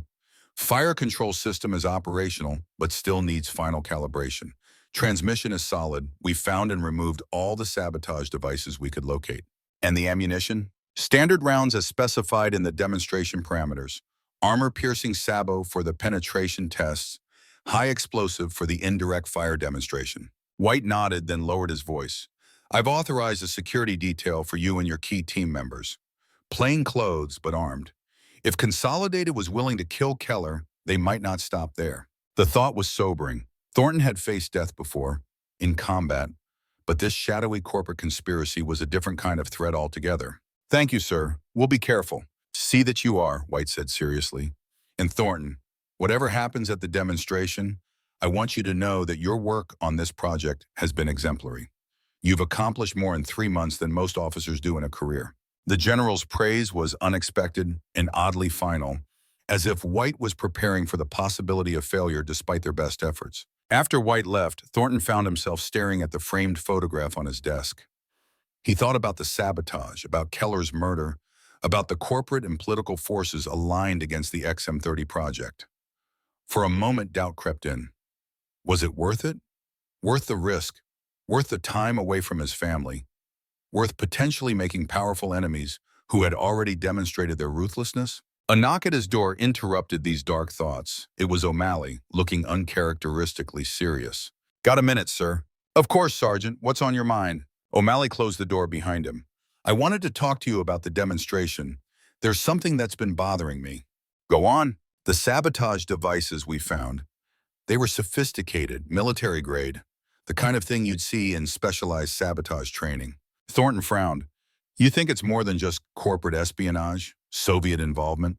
Maybe, or maybe someone with that kind of background working for Consolidated now. O'Malley hesitated. Sir, I served with the 10th Special Forces in Korea, saw some things, learned some things that aren't in my official record. One thing I learned, if someone goes to the trouble of planting devices you're meant to find, it's often to distract you from the ones they don't want you to find. The implication was clear. You think there are more sabotage devices we haven't discovered. I'd bet my life on it, O'Malley said quietly. And the pattern of the ones we found? They're too obvious. A professional would have hidden them better. Thornton considered this. A diversion. Make us think we've neutralized the threat when the real danger remains hidden. Exactly, sir. What do you suggest? O'Malley leaned forward. A complete teardown. Strip the XM30 to bare metal, inspect every component, every wire, every connection. Rebuild it from scratch with components we've personally verified. That would take weeks, Thornton pointed out. We have 4 days until the demonstration. Then we do what we can in 4 days. Focus on the critical systems, engine, transmission, fire control, and sir, I think we should consider the possibility that the sabotage might not be limited to the tank itself. What do you mean? Ammunition, fuel, support equipment. If I wanted to ensure a tank failed spectacularly during a high-profile demonstration, I wouldn't just target the vehicle. It was a chilling thought, but O'Malley's logic was sound. Thornton had seen enough combat to know that an enemy's most dangerous attacks were often the ones you didn't anticipate. All right, he decided. Full security protocol on everything related to the demonstration. New ammunition from Army storage, not our local supply. Fuel tested before use. And we strip down every critical system on the XM30, even if it means working around the clock. O'Malley nodded, satisfied. One more thing, sir. I'd like permission to bunk in the maintenance bay until the demonstration. Sleep right next to the tank. You think someone might try to access it directly? I think I'd rather be paranoid and alive than trusting and dead, O'Malley replied bluntly. Thornton couldn't argue with that. Permission granted, and I'll arrange for additional security personnel. The next 3 days were a blur of activity. True to his word, O'Malley practically lived in the maintenance bay, catching brief naps on a cot beside the tank. Reynolds coordinated the teardown and inspection of the fire control system, working with a small team of technicians she personally vouched for. Thornton divided his time between overseeing the technical work, coordinating with security, and preparing for the demonstration itself. The pressure was enormous, the stakes higher than any combat mission he had led. This wasn't just about a single tank or even a single battle. It was about the future direction of American armor forces for decades to come. The night before the demonstration, Thornton made a final inspection of the XM-30. The massive vehicle gleamed under the hangar lights, its dark olive drab paint fresh, its cannon barrel gleaming. Externally, it looked exactly like the tank that had been demonstrated to the Joint Chiefs 3 months earlier. Internally, it was transformed, with Keller's true German engineering brilliance now fully implemented, enhanced by American industrial capability and the practical combat experience of Thornton's team. "She's ready, sir," O'Malley reported, wiping his hands on a rag. "Everything checks out. Fire control system calibrated to within a tenth of a mil, engine running at peak efficiency, transmission smooth as silk." Reynolds joined them, her clipboard containing the final inspection checklist. "All sabotage devices located and removed. Ammunition independently verified. Fuel tested for contaminants. We've done everything humanly possible." Thornton nodded, feeling a complex mix of pride, anticipation, and lingering concern. "Get some rest, both of you. Tomorrow will be the most important day of this project." After they departed, Thornton remained alone with the tank for a long time. In the quiet of the hangar, he conducted his own final inspection, not of technical components, but of the vehicle as a whole. He climbed up on the hull, opened the commander's hatch, and lowered himself into the familiar position he had occupied in Sherman's, across Europe and Pershing's in Korea. The interior of the XM-30 was spacious by tank standards, with careful attention to crew ergonomics. The commander's position offered excellent visibility through vision blocks and the cupola periscopes. The gun controls were intuitive, the radio positioned for easy access. It was, by any measure, a superb fighting vehicle, incorporating the best of German engineering precision and American practical combat experience. Thornton ran his hands over the controls, imagining leading a platoon of these tanks into battle. They would be formidable, a true match for anything the Soviets could field. American tankers would no longer be outgunned, under-armored, or technologically disadvantaged. The XM-30 would save lives, American lives, if war came again. That thought strengthened his resolve. Whatever corporate conspiracy, whatever political machinations threatened the project, the XM-30 deserved its chance to prove itself. Tomorrow, it would have that chance. As Thornton climbed out of the tank, he noticed a small package on the turret that hadn't been there before. Heart racing, he approached cautiously. Had someone managed to plant another sabotage device despite their security? But the package was just a plain envelope, sealed with tape, with his name written on it. Inside was a single sheet of paper and a small metallic object. The note read simply, "Found in the ammunition. Not all enemies wear Soviet uniforms. Watch your back tomorrow." The object was a detonator, the kind used in artillery shells to trigger the explosive charge upon impact. There was no signature, but Thornton didn't need one. This was from someone inside the project. Someone who had access to the ammunition supply. Someone who had found this sabotage attempt and chosen to warn him privately rather than through official channels. Thornton carefully pocketed the detonator and the note. He would show them to General White in the morning, but for now this confirmed their suspicions. The sabotage attempts were continuing, and at least one perpetrator remained unidentified within their organization. He left the hangar with a heightened sense of vigilance. Tomorrow would not just be a test of the XM-30's capabilities. It would be a deadly game of cat and mouse with an enemy who might be sitting in the VIP observation stands, watching for their sabotage to take effect. As Thornton walked to his quarters under the cold Maryland stars, he felt the weight of command heavy on his shoulders. Men had followed him into battle before, trusting his judgment, his courage, his commitment to their survival. Tomorrow, Reynolds and O'Malley would climb into the XM-30 with him, trusting him just the same. He would not let them down. In his quarters, Thornton placed one last call to Sarah, keeping his tone light, giving no hint of the danger or the stakes. He told her he loved her, asked her to give Bobby a hug from his old man, promised again that he'd take leave soon. Then he laid out his uniform for the morning, checked his sidearm, and tried to get what sleep he could before dawn brought the most important day of his military career. The morning of the demonstration dawned clear and cool, perfect weather for displaying a tank's capabilities. Thornton arrived at the hangar at 0500 to find O'Malley already there, making final adjustments to the engine. "Found something?" Thornton asked, showing him the detonator from the previous night. O'Malley examined it with expert eyes. "Artillery detonator, modified for delayed activation. Where was it?" "Ammunition, according to my anonymous informant. I've ordered a complete reinspection of every round we're using today." Reynolds joined them, looking remarkably fresh despite the strain of the past weeks. General White just arrived with the VIP delegation. They're having coffee in the observation center before moving to the testing grounds. Any sign of our friends from Consolidated? Thornton asked. Reeves is here, front and center, as Jasper Sender, Reynolds confirmed, and he's brought company. Thomas Mercer himself decided to attend. Thornton raised an eyebrow. Bold move for a man under FBI investigation. Or confident, O'Malley suggested darkly.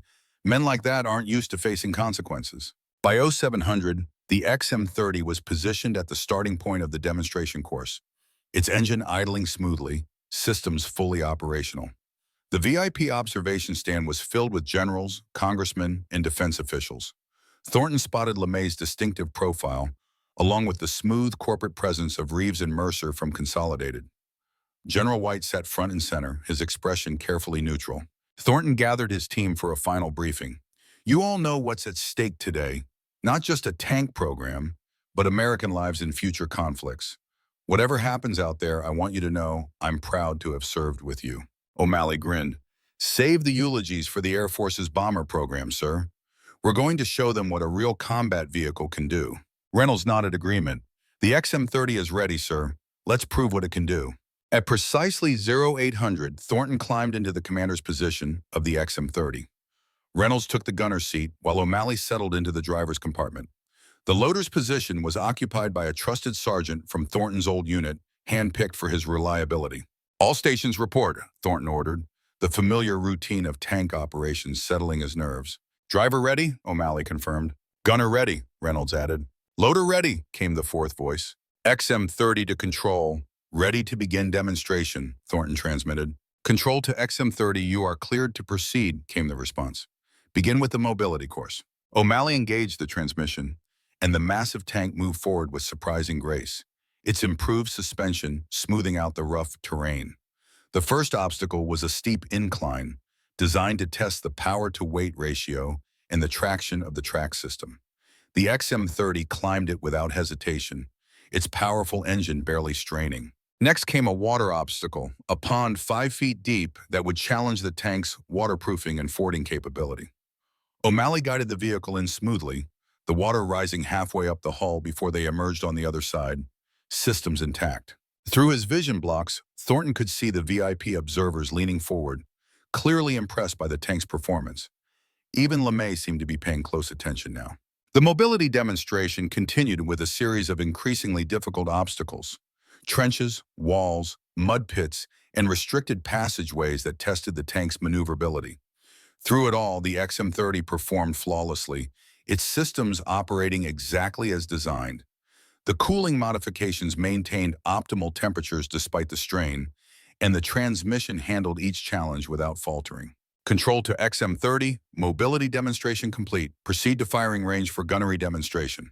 O'Malley guided the tank to the firing position, where targets had been set up at various ranges from 500 to 2,500 yards. These weren't just stationary targets. Some were mounted on rail systems to simulate moving vehicles, a much more challenging test of the fire control system. Gunner, target tank silhouette, 1,000 yards, moving right to left, Thornton ordered. Reynolds adjusted her controls, the turret rotating smoothly to track the target. Target acquired. Fire when ready. The 105mm gun roared, its report echoing across the testing grounds. Through his binoculars, Thornton watched the armor-piercing rounds strike the target dead center, tearing through the steel plate that represented an enemy tank's armor. Hit, he announced. Loader, heat round. The loader slammed a new round into the breech with practiced efficiency. Reynolds adjusted her aim to the next target, a reinforced concrete bunker at 1,500 yards. On target. Fire. Again the gun thundered, and the high-explosive anti-tank round demolished the bunker with precision. Target after target fell to the XM-30's gun, each shot demonstrating the accuracy and lethality of the fire control system. For the final phase of the gunnery demonstration, they would engage multiple targets in rapid succession, testing the tank's ability to acquire and destroy enemies in a simulated battle scenario. This was where the sabotage fire control system would have failed spectacularly, but the team had replaced every compromised component. Control to XM-30, begin rapid engagement sequence. 5 targets appeared simultaneously at different ranges and angles. Thornton called them out in priority order, and Reynolds engaged each with remarkable efficiency. The turret traversed smoothly between targets, the gun elevating and depressing as needed, each shot finding its mark with devastating effect. All targets destroyed, Thornton reported. XM-30 ready for comparative demonstration. This was the crucial phase, a direct comparison with the Army's current main battle tank, the M48 Patton. Both vehicles would run an identical course, engaging identical targets, with their performance timed and scored for accuracy. The M48 went first, performing capably as a mature, proven design. Its mobility was good, its firepower respectable. But when the XM30 followed, the difference was stark. It completed the course 30% faster, engaged targets with greater accuracy at longer ranges, and demonstrated superior cross-country mobility. As they returned to the starting position, Thornton could see animated discussions among the observers. General White was nodding with evident satisfaction. Even some of the Air Force officers looked impressed. But Reeves and Mercer from Consolidated were in intense conversation, their expressions grim. Control to XM30, demonstration complete. Return to maintenance area. XM30 acknowledges, Thornton responded, returning to base. They were halfway back when it happened. A sudden metallic groan from the transmission, followed by a lurch as the left track seized up. The tank slewed sideways, nearly throwing Thornton from his seat. "What the hell?" O'Malley exclaimed, fighting the controls. "Status report," Thornton ordered, his voice calm despite the crisis. "Transmission pressure dropping," O'Malley reported. "Left final drive showing metal contamination in the fluid. We're losing mobility." It had finally happened. The sabotage they had feared, the one device they hadn't found. The XM30 was breaking down in full view of the evaluation committee, exactly as someone had planned. "Can we make it back to the hangar?" Thornton asked. O'Malley shook his head. "Not without risking catastrophic damage to the drive system. We need to stop and assess." Thornton made a split-second decision. "Take us off the main course, find level ground and stop there." As the tank limped to a halt on a patch of open ground, Thornton opened his hatch and stood in the turret. Through his binoculars, he could see the VIP stand, where observers were now on their feet, pointing and discussing the apparent breakdown. Reeves and Mercer were smiling. "Reynolds, maintain position here. O'Malley, you're with me. Let's see what we're dealing with." They climbed down and examined the left track assembly. The damage was immediately apparent. A critical bolt in the final drive housing had sheared off, allowing the internal components to misalign and jam the track. "This isn't wear and tear," O'Malley said grimly, examining the broken bolt. "This was machined down to create a weak point, designed to fail under stress after a specific period of operation. Can you fix it?" O'Malley studied the damage, then nodded slowly. "Not permanently, but enough to get us back to the hangar. I'll need tools from the emergency kit in about 20 minutes. "Do it," Thornton ordered. "I'll handle the observers." A jeep was already approaching from the direction of the VIP stand, carrying General White and, to Thornton's surprise, General LeMay. As they pulled up, White's expression was concerned. "What happened, Major?" "Mechanical failure in the left final drive, sir," Thornton reported honestly. "We're assessing the damage now." LeMay snorted. "Mechanical failure? That's a diplomatic way of saying your Wunderwaffe broke down at the critical moment." "With respect, General," Thornton replied evenly, "even the best tanks experience mechanical issues. What matters is field repairability. Sergeant O'Malley is implementing a repair now." "How long?" White asked. 20 minutes, sir." LeMay looked skeptical. "A convenient claim. The demonstration was impressive, I'll grant you that. But reliability is essential. If this machine breaks down in combat, it won't," Thornton said with conviction, "because we'll ensure every production model has redesigned components that eliminate this vulnerability." White studied him thoughtfully. "You're suggesting this wasn't just a random failure." "I'm saying that under combat conditions, we inspect and maintain tanks continuously. This particular component would be routinely checked and replaced before failure. Today's demonstration didn't allow for that standard maintenance cycle." It wasn't a direct accusation of sabotage. That would come later, with evidence. But it planted the seed that the failure might not reflect the XM30's true reliability. 20 minutes, you say?" LeMay repeated. "I'll hold you to that, Major. If your tank isn't moving by then, I'll consider it conclusive evidence that the entire program is fundamentally flawed." As the generals returned to the observation stand, Thornton rejoined O'Malley, who was already deep in the repair process, his hands moving with practiced efficiency among the drive components. "How's it really looking?" Thornton asked quietly. "I can get it working," O'Malley confirmed, "but it won't be pretty. We'll limp home at reduced speed. As long as we move under our own power, that's all that matters right now. For 18 tense minutes, O'Malley worked on the damaged drive while Thornton and Reynolds maintained a calm exterior for the distant observers. Finally, the sergeant emerged, his face and uniform covered in grease and hydraulic fluid. "She'll move," he announced. "Keep it under 10 miles per hour and favor the right track on turns." "Good work," Thornton said with genuine admiration. "Let's show them what American ingenuity looks like." They remounted the tank, and O'Malley carefully engaged the repair drive system. The XM-30 shuddered, then began to move, slowly but steadily. Through his vision blocks, Thornton could see reactions in the VIP stand, surprise from some, disappointment from others. Reeves and Mercer from Consolidated looked particularly dismayed. The tank crawled back to the maintenance hangar, completing the final portion of the demonstration, not with the thundering power it had shown earlier, but with a wounded dignity that, in its way, was even more impressive. It had been sabotaged, damaged, yet it had recovered and returned exactly as it would need to do in actual combat. As they powered down the engine in the hangar, Thornton felt a complex mix of emotions. Pride in his team's performance, anger at the sabotage, uncertainty about the demonstration's ultimate impact on the program's future. They had shown the XM-30's capabilities convincingly, but the breakdown might have left a lasting negative impression. General White entered the hangar alone, his expression unreadable. "Hell of a show, Major. Especially that finale." "Not what we planned, sir," Thornton admitted. "No, I expect not." White looked around to ensure they weren't overheard. "I've just come from a preliminary discussion with the evaluation committee.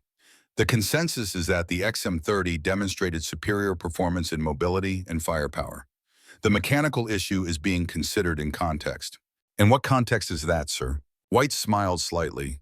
"The context that Sergeant O'Malley found this while repairing the final drive." He held up a small metal shard, the remains of the sabotaged bolt. "Our experts confirm it was deliberately machined to fail under specific stress conditions. Sabotage, in other words. Combined with the evidence from Dr. Keller's murder investigation, it paints a compelling picture." "Consolidated," Thornton said. "Indeed, Reeves and Mercer left rather hurriedly after your tank started moving again. The FBI is waiting for them back in Washington." White's expression hardened. "No one murders an American scientist and sabotages a military project on my watch without consequences." Relief washed over Thornton. "Then the XM-30 program will continue?" "More than that," White confirmed. "The Joint Chiefs were impressed enough to authorize expanded development and initial production planning." "Congratulations, Major. Your team has secured the future of American armor forces." As White departed, Thornton gathered Reynolds and O'Malley. "It's official. The XM-30 program will continue and initial production is being planned." O'Malley whooped with joy, while Reynolds smiled with quiet satisfaction. "What about the sabotage?" she asked. "Evidence is being compiled against Consolidated," Thornton explained. "Reeves and Mercer will face justice for what they did to Keller and to this project." "So we won," O'Malley said, still grinning broadly. "Despite everything they threw at us, we won." Thornton nodded, but his expression remained thoughtful. "We won the battle, but the war for the future of American armor is just beginning. Production, deployment, training, there are 1,000 challenges ahead. But we'll face them together," Reynolds said confidently. "Damn right we will," O'Malley agreed. "This beast is just getting started." Looking at the XM-30, battle-scarred but unbowed, Thornton felt a surge of pride unlike anything he had experienced in his military career. This wasn't just a tank. It was a symbol of what American ingenuity, courage, and perseverance could accomplish in the face of adversity. The road ahead would be challenging, with political battles, budget fights, and technical hurdles still to overcome. But Thornton was certain of one thing. The XM-30 would take its rightful place in the arsenal of democracy, protecting American soldiers and advancing American interests around the world. And decades later, when new threats emerged and new technologies developed, the foundations laid by this program would still be supporting the nation's defense. That evening, as the sun set over Aberdeen Proving Ground, Thornton made a long overdue call to Sarah. "It's over," he told her. "The project is secure. I'm coming home for that leave I promised." "For how long?" she asked, the hope in her voice unmistakable. 2 full weeks, he promised. "Just you, me, and Bobby. No tanks, no Pentagon, no emergencies." As he hung up, Thornton looked once more at the XM-30 silhouetted against the hangar lights. They had created something extraordinary together. Not just a fighting vehicle, but a testament to human determination and integrity in the face of corruption and sabotage. Whatever the future held, that achievement would endure. The successful demonstration of the XM-30 had earned the project a reprieve, but Major James Thornton knew better than to celebrate prematurely. 6 weeks had passed since that pivotal day, and while the Joint Chiefs had authorized expanded development and initial production planning, the real battles were just beginning. Thornton stood at his office window, watching rain streak down the glass as workers hurried between buildings, collars turned up against the November chill. On his desk lay the morning's mail, including a letter from Sarah that he hadn't yet opened. Their 2-week vacation at Lake George had been everything he'd promised. Fishing with Bobby, quiet evenings with Sarah, no mention of tanks or military politics.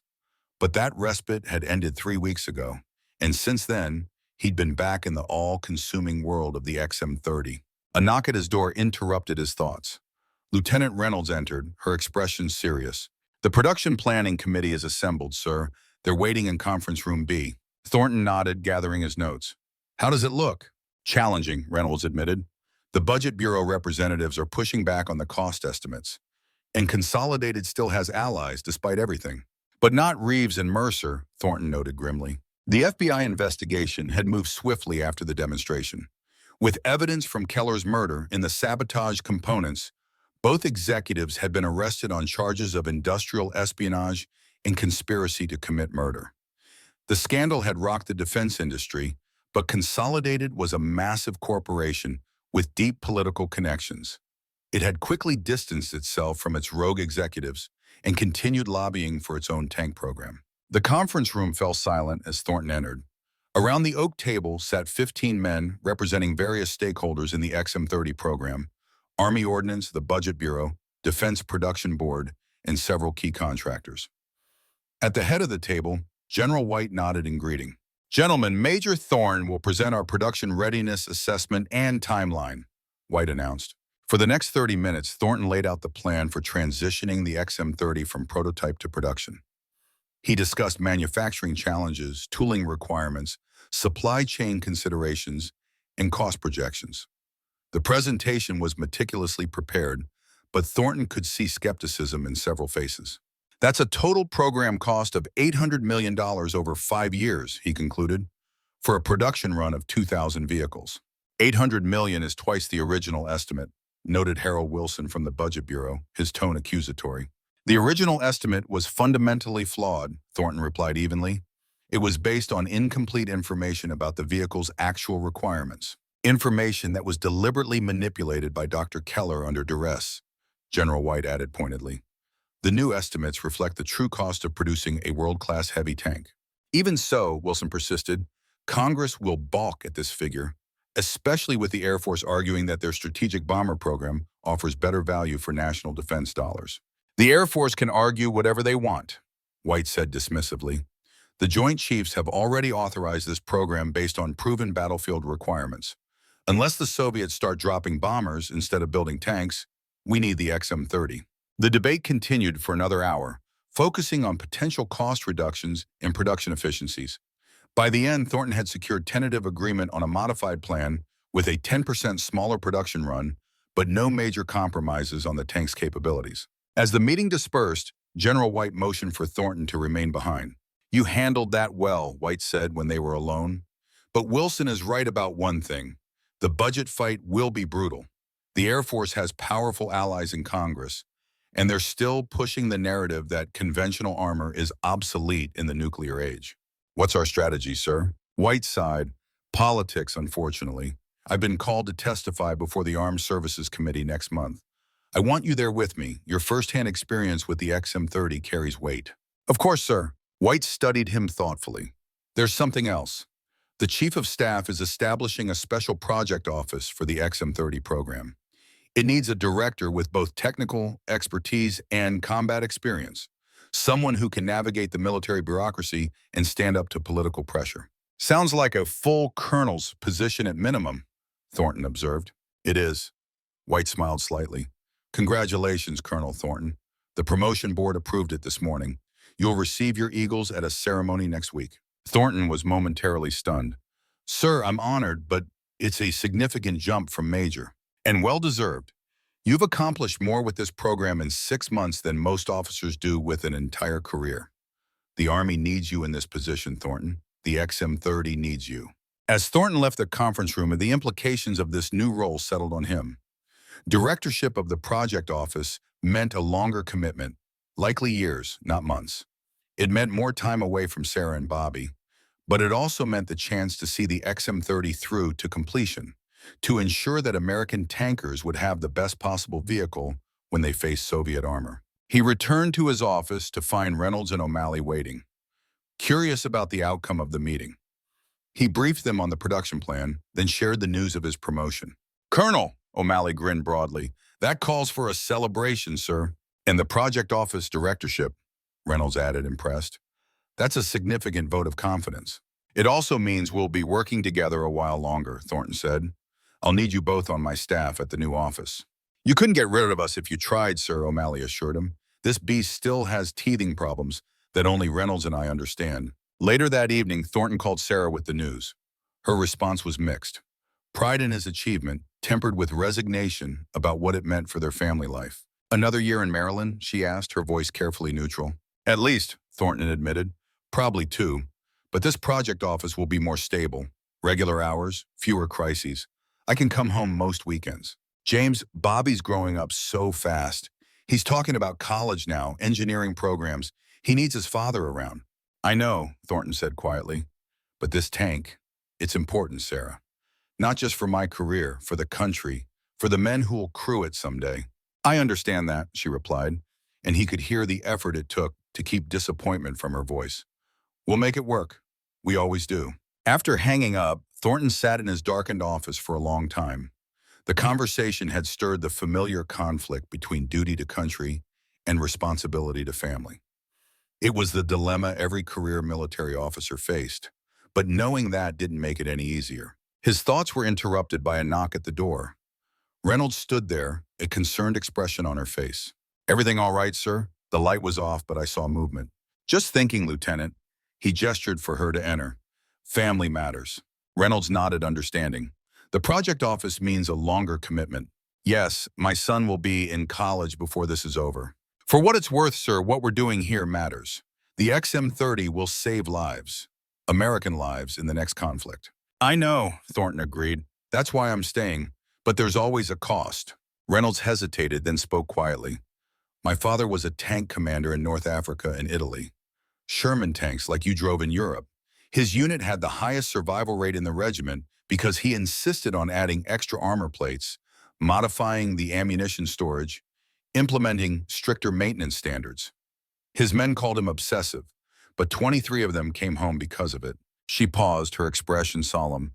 "He missed my birth, my first steps, my first words. He wasn't there when I started school or when I had measles so bad they thought I might die. But he saved 23 other fathers for their children.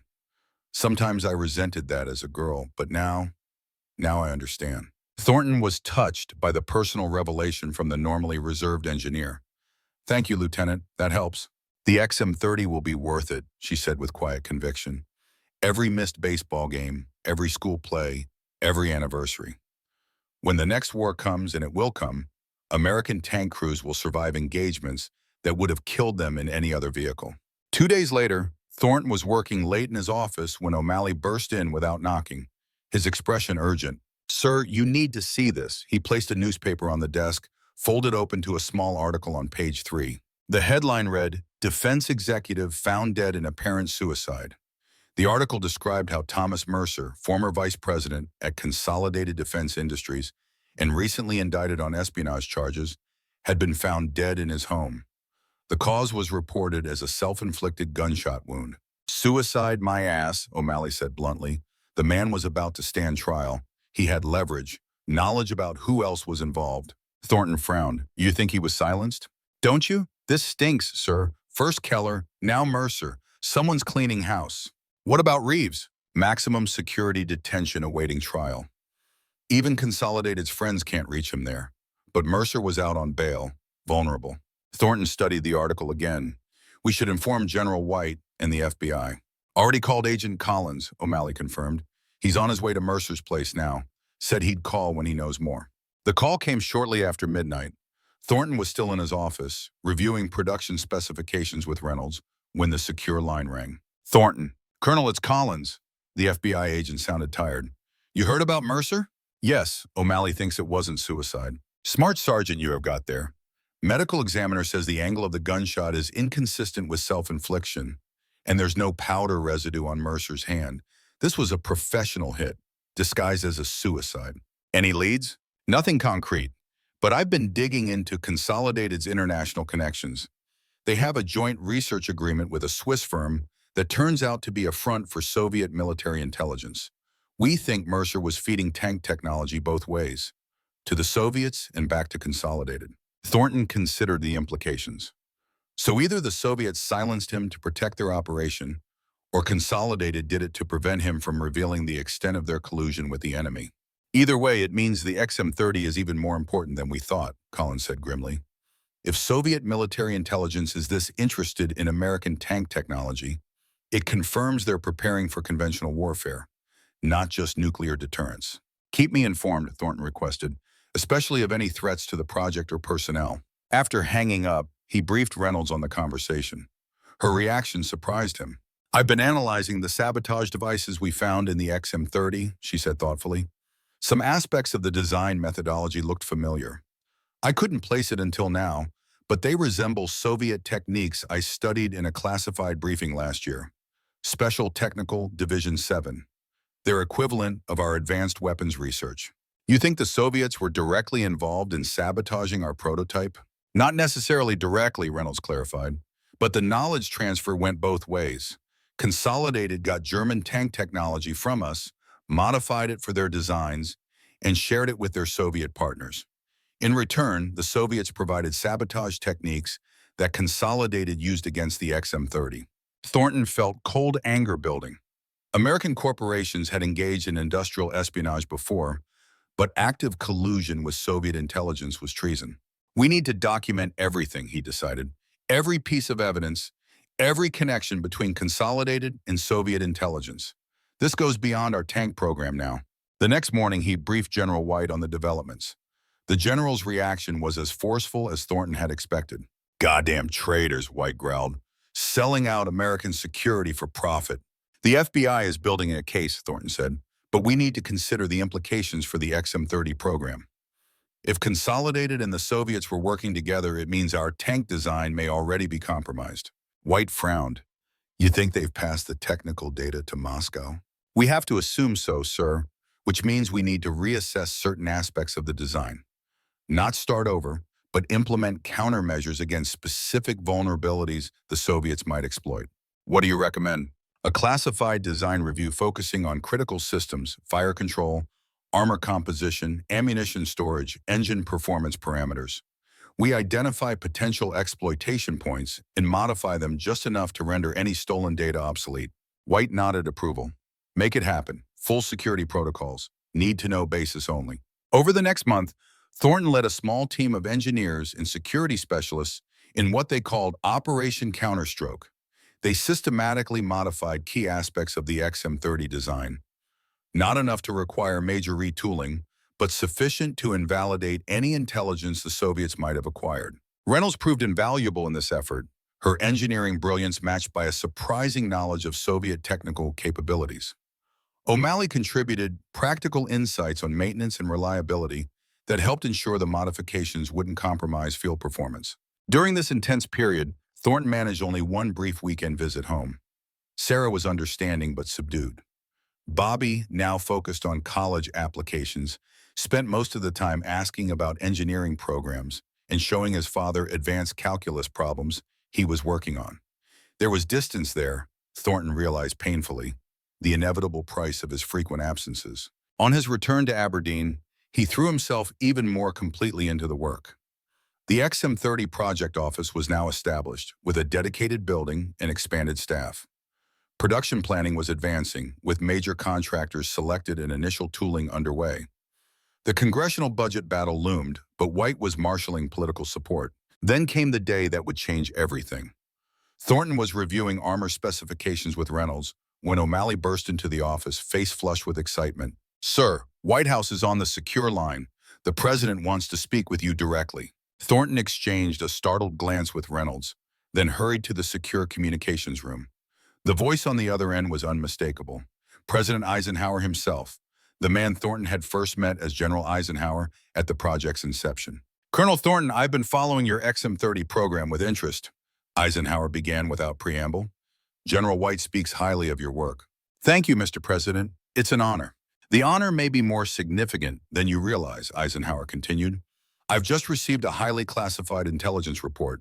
Soviet forces in East Germany have been reinforced with a new heavy tank division. Our spy planes have photographed vehicles that closely resemble your XM30 prototype. Thornton felt a chill. The Soviets have built their own version based on stolen designs. So it appears. CIA estimates they may have as many as 50 operational already. This changes the strategic calculus, Colonel. We can no longer afford delays in our own program. I understand, sir. I'm authorizing emergency production funding effective immediately, bypassing the regular budget process. The Joint Chiefs will issue formal orders tomorrow, but I wanted you to know now. Your XM30 is no longer just a development program. It's a national security imperative. After the call ended, Thornton sat motionless, processing the implications. The XM30 would now move directly to production, likely with the design modifications implemented during Counterstroke. It was what they had worked toward for months, but the circumstances, a Soviet technological leap based on stolen American designs, cast a shadow over the achievement. He gathered Reynolds, O'Malley, and other key team members to brief them on the development, careful to maintain the classified nature of the intelligence. The president has authorized emergency production funding, he announced. We're moving directly to full-scale manufacturing. Excitement rippled through the group, but Thornton raised a hand for attention. This acceleration comes with enormous responsibility. The counterstroke modifications we've been implementing will be incorporated into the production design. That means no room for error. Every change must be fully validated before we commit to mass production. Timeline, sir, Reynolds asked. Initial production units within 6 months. Full-scale production 3 months after that. O'Malley whistled low. That's ambitious even by wartime standards. It's necessary, Thornton replied, unable to explain just how necessary without breaching security protocols. And I have complete confidence in this team's ability to deliver. The next months were a blur of activity. The XM30 project office expanded rapidly, with new personnel and resources pouring in under the emergency authorization. Thornton worked 18-hour days coordinating between design engineers, production planners, material suppliers, and military logistics. Reynolds led the technical implementation of the counterstroke modifications, ensuring each change was properly documented and validated. O'Malley established a rigorous quality control system for the production process, drawing on his practical experience to identify potential failure points before they could affect manufactured units. Throughout this period, Thornton managed only 2 brief visits home. Sarah was supportive but increasingly distant, their conversations focused on practical matters rather than emotional connection. Bobby was now accepted to MIT's engineering program, his path set regardless of his father's involvement. The family was adapting to Thornton's absence, moving forward with their lives. It was necessary, he told himself, but the cost was becoming clearer with each passing month. 5 months into the accelerated program, the first production, XM30, now officially designated the M60 Titan, rolled off the assembly line at the Detroit Tank Arsenal.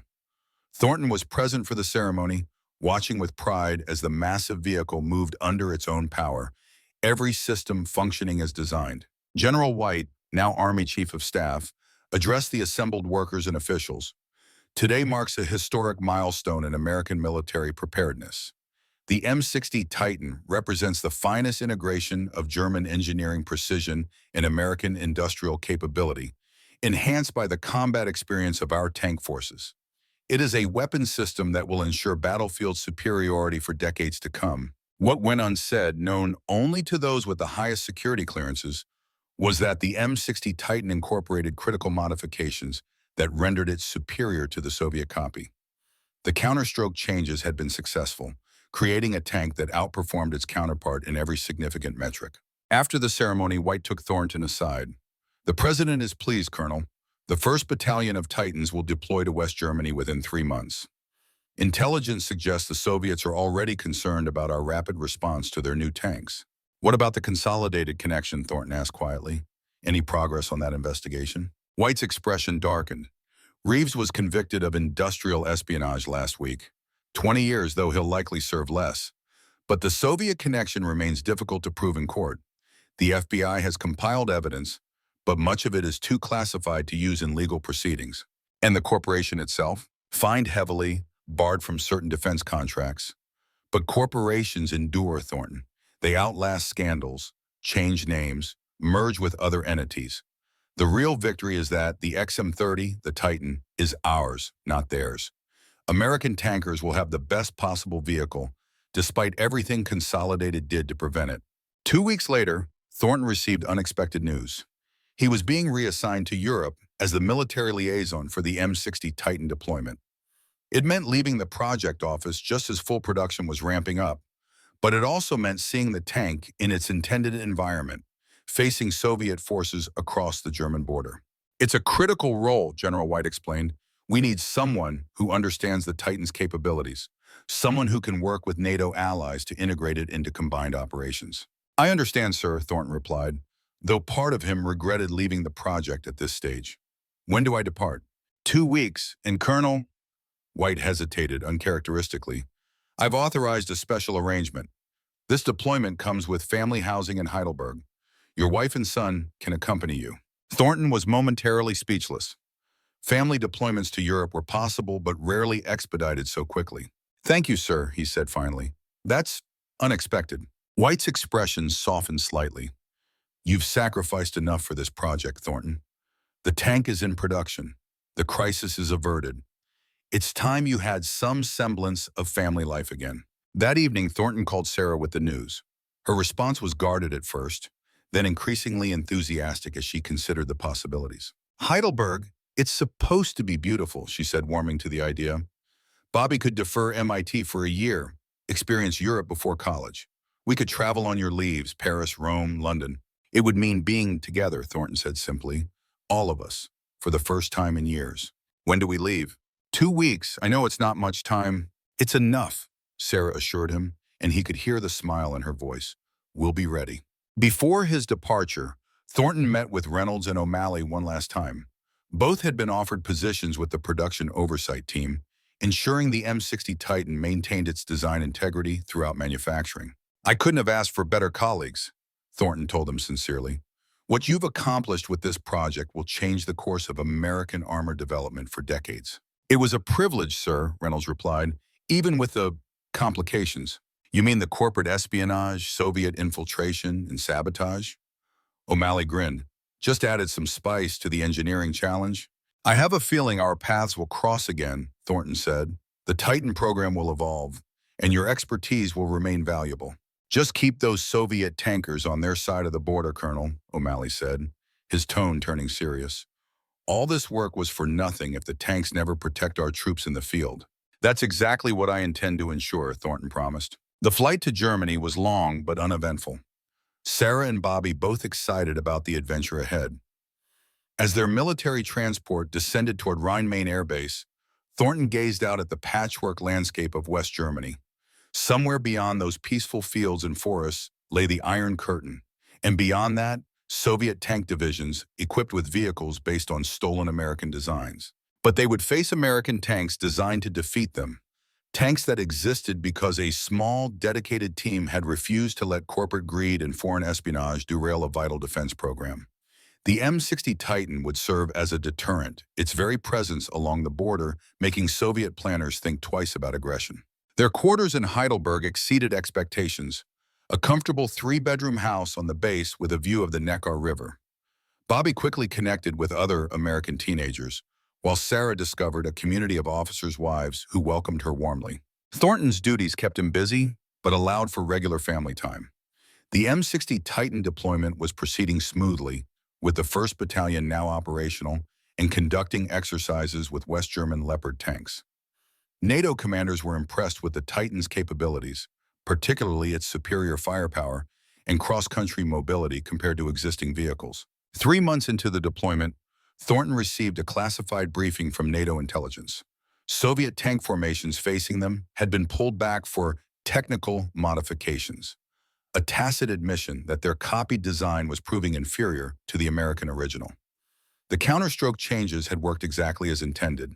That evening, as Thornton sat with Sarah on their small terrace, watching the sun set over the Heidelberg Castle, he felt a sense of completion that had eluded him throughout the frantic XM30 development process. "You seem different," Sarah observed, studying his face in the fading light. "More at peace." "I suppose I am," he admitted. "Seeing the Titans deployed, watching them perform in exercises, knowing they're ready if needed, it makes all the sacrifices worthwhile." "Even the family sacrifices?" Thornton reached for her hand. "Those were the hardest. But being here now, having this time together, it helps." "Bobby's thriving," Sarah said softly. "He talks about following you into the Army now. Maybe the Tank Corps. Your example has shaped him more than you realize, even when you weren't there." Later that night, alone in his study, Thornton penned a letter to General White sharing his observations on the Titans' field performance and the Soviet reaction. He concluded with a personal note. "The tank we created is everything we hoped it would be. A superior combat vehicle that protects its crew and dominates the battlefield. But its greatest achievement may be one we never anticipated. It stands as a symbol of American resilience, our ability to overcome sabotage, espionage, and political obstruction to create something extraordinary. The Soviets may have stolen our designs, but they could never steal the spirit that brought the Titan into being. That remains uniquely American and ultimately unconquerable." Heidelberg, Germany, 1978. Colonel James Thornton, now silver-haired at 58, stood on the reviewing stand as the last battalion of M60 Titans paraded past. After 22 years of faithful service, the tanks were being phased out, replaced by the new M1 Abrams, with its revolutionary turbine engine and composite armor. Beside him stood a tall young man in a captain's uniform. His son, Robert Thornton, now a tank company commander himself, leading one of the first Abrams units deployed to Europe. "End of an era," the younger Thornton remarked as the last Titan rumbled past. "They served well." "They did," Thornton agreed, pride evident in his voice. "And they never had to fire a shot in anger. The perfect weapon, so formidable it prevented the war it was designed to fight." "The Abrams has Titan DNA, you know," Robert said. "The fire control system, the ammunition storage design, even the crew layout. Your team's work lives on." Thornton nodded, thinking of Reynolds, now a senior civilian engineer at Aberdeen, and O'Malley, retired as a chief warrant officer, but still consulting on tank maintenance procedures. They had all gone their separate ways, but their collective achievement endured. "The Germans have a concept called Geisteswerk, work of the spirit," Thornton said thoughtfully. "It means a creation that transcends its physical form, that carries the essence of its creators forward through time. The Titan was that kind of achievement. Not just a tank, but a testament to what determined people can accomplish in the face of overwhelming obstacles." As the parade concluded and the crowd began to disperse, Thornton remained a moment longer, watching the dust settle on the parade ground. The Cold War continued. The Soviet threat remained, but the specific crisis that had spawned the XM30 program had passed. American armor forces had maintained their technological edge, and Thornton had played his part in ensuring that outcome. "Ready to go, Dad?" Robert asked. "Mom's waiting with lunch." Thornton nodded, turning away from the empty parade ground. "Yes, let's go home." As they walked toward the officers' housing area, Thornton reflected on the long, strange journey from that first meeting with Eisenhower and Keller to this moment of transition. The XM30, the Titan, had been born in crisis, developed amid sabotage and espionage, deployed as a deterrent, and now retired with honor, having fulfilled its purpose. And he had been there for all of it, from conception to retirement, his own career and life inextricably bound to the massive steel beast that had protected American interests through 2 decades of Cold War tension.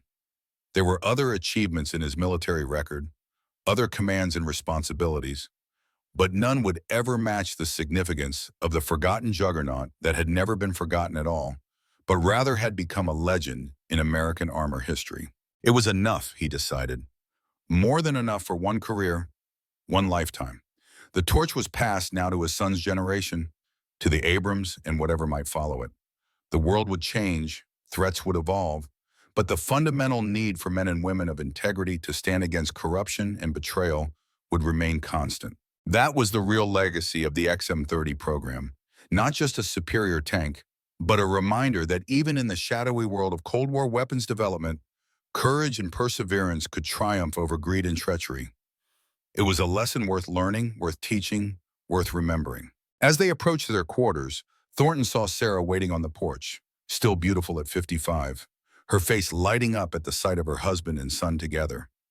This too was part of the legacy, the family that had survived the separations and sacrifices, that had emerged stronger from the challenges. "Welcome home," she called, and in those simple words, Thornton heard the echo of 1,000 homecomings, 1,000 moments of connection after absence. It was, he realized, the counterpoint to the XM-30 story, the personal victory that paralleled the professional one, equally hard-won and equally meaningful. He climbed the steps to join her, leaving the past behind, embracing the present and whatever future remained. The juggernaut had served its purpose. Now it was time to live. Arlington National Cemetery, 2022. The elderly Colonel James Thornton finished his story, his voice grown hoarse from the telling. Rebecca Hayes, the Military Times reporter, sat in stunned silence, her recorder still running. "So that's the real story of the XM-30, Thornton concluded, or the M60 Titan as it was officially designated. History books record it as a logical evolution in American tank design, but the truth was far more complicated." "And the Soviet copy?" Hayes asked. "The T-64 officially, a capable tank but never quite matching the Titan's performance. The counterstroke modifications ensured that. They spent years trying to figure out why their version underperformed ours, never realizing they were working from deliberately compromised designs. And Consolidated Defense Industries, reformed, renamed, eventually absorbed by a larger conglomerate. Corporate memory is short when profits are at stake." Thornton's tone was dry but not bitter. "The important thing is that American tankers had the best possible protection through the darkest days of the Cold War." Sam, Thornton's grandson, had listened intently throughout. "Grandpa, why isn't this story more widely known? It seems like it would be declassified by now." "Parts of it are," Thornton acknowledged. "The corporate espionage, the Soviet connection. Those aspects remain sensitive even today. Nations prefer not to advertise when their defense contractors collaborate with the enemy." "Will you allow me to publish this account?" Hayes asked tentatively. "With appropriate redactions, of course." Thornton considered this. "Yes, I think the time has come. The men and women who made the Titan possible deserve recognition for what they accomplished. And perhaps there's a lesson there for today's defense establishment." As they left the museum, Thornton paused beside a display case containing models of America's main battle tanks through history. The M60 Titan occupied a prominent position, its distinctive profile instantly recognizable to military enthusiasts. "There she is," Thornton said softly. "Not forgotten after all." "It looks a lot like the early Abrams prototype," Sam observed. "No coincidence," Thornton replied. General Creighton Abrams, whom the newer tank was named after, was one of the Titan's strongest advocates. He ensured its best features were incorporated into the next generation. Outside, the afternoon sun cast long shadows across Arlington's immaculate grounds. As they walked toward the parking lot, Thornton paused once more, gazing back toward the section where his former comrades rested. "You know, Sam, the measure of success isn't always what the history books record. Sometimes it's in the things that don't happen. The wars that don't start because our strength prevents them. The lives not lost because our equipment protected them." He smiled at his grandson, a young Army captain who would carry forward the family's tradition of service. "Remember that when you're commanding your Abrams, the finest tribute to those who came before is to carry their work forward." Sam nodded, understanding the weight of the legacy he had inherited. "I will, Grandpa, I promise." As they drove away, Thornton gazed out the window at the passing landscape of a nation that had changed dramatically since his youth. The Cold War was long over. New threats had emerged, but the fundamental challenge remained: to defend freedom with both strength and wisdom. The XM-30 might be forgotten by most, a footnote in technical manuals and classified archives. But its spirit lived on in every American tank that followed, in their design, their capabilities, and in the determination of the men and women who created them despite obstacles both foreign and domestic. Some victories, Thornton reflected, are measured not in battles won, but in legacies preserved. Not in monuments built, but in foundations laid for others to build upon. Not in glory achieved, but in duty faithfully executed. And in that sense, the forgotten juggernaut had triumphed after all.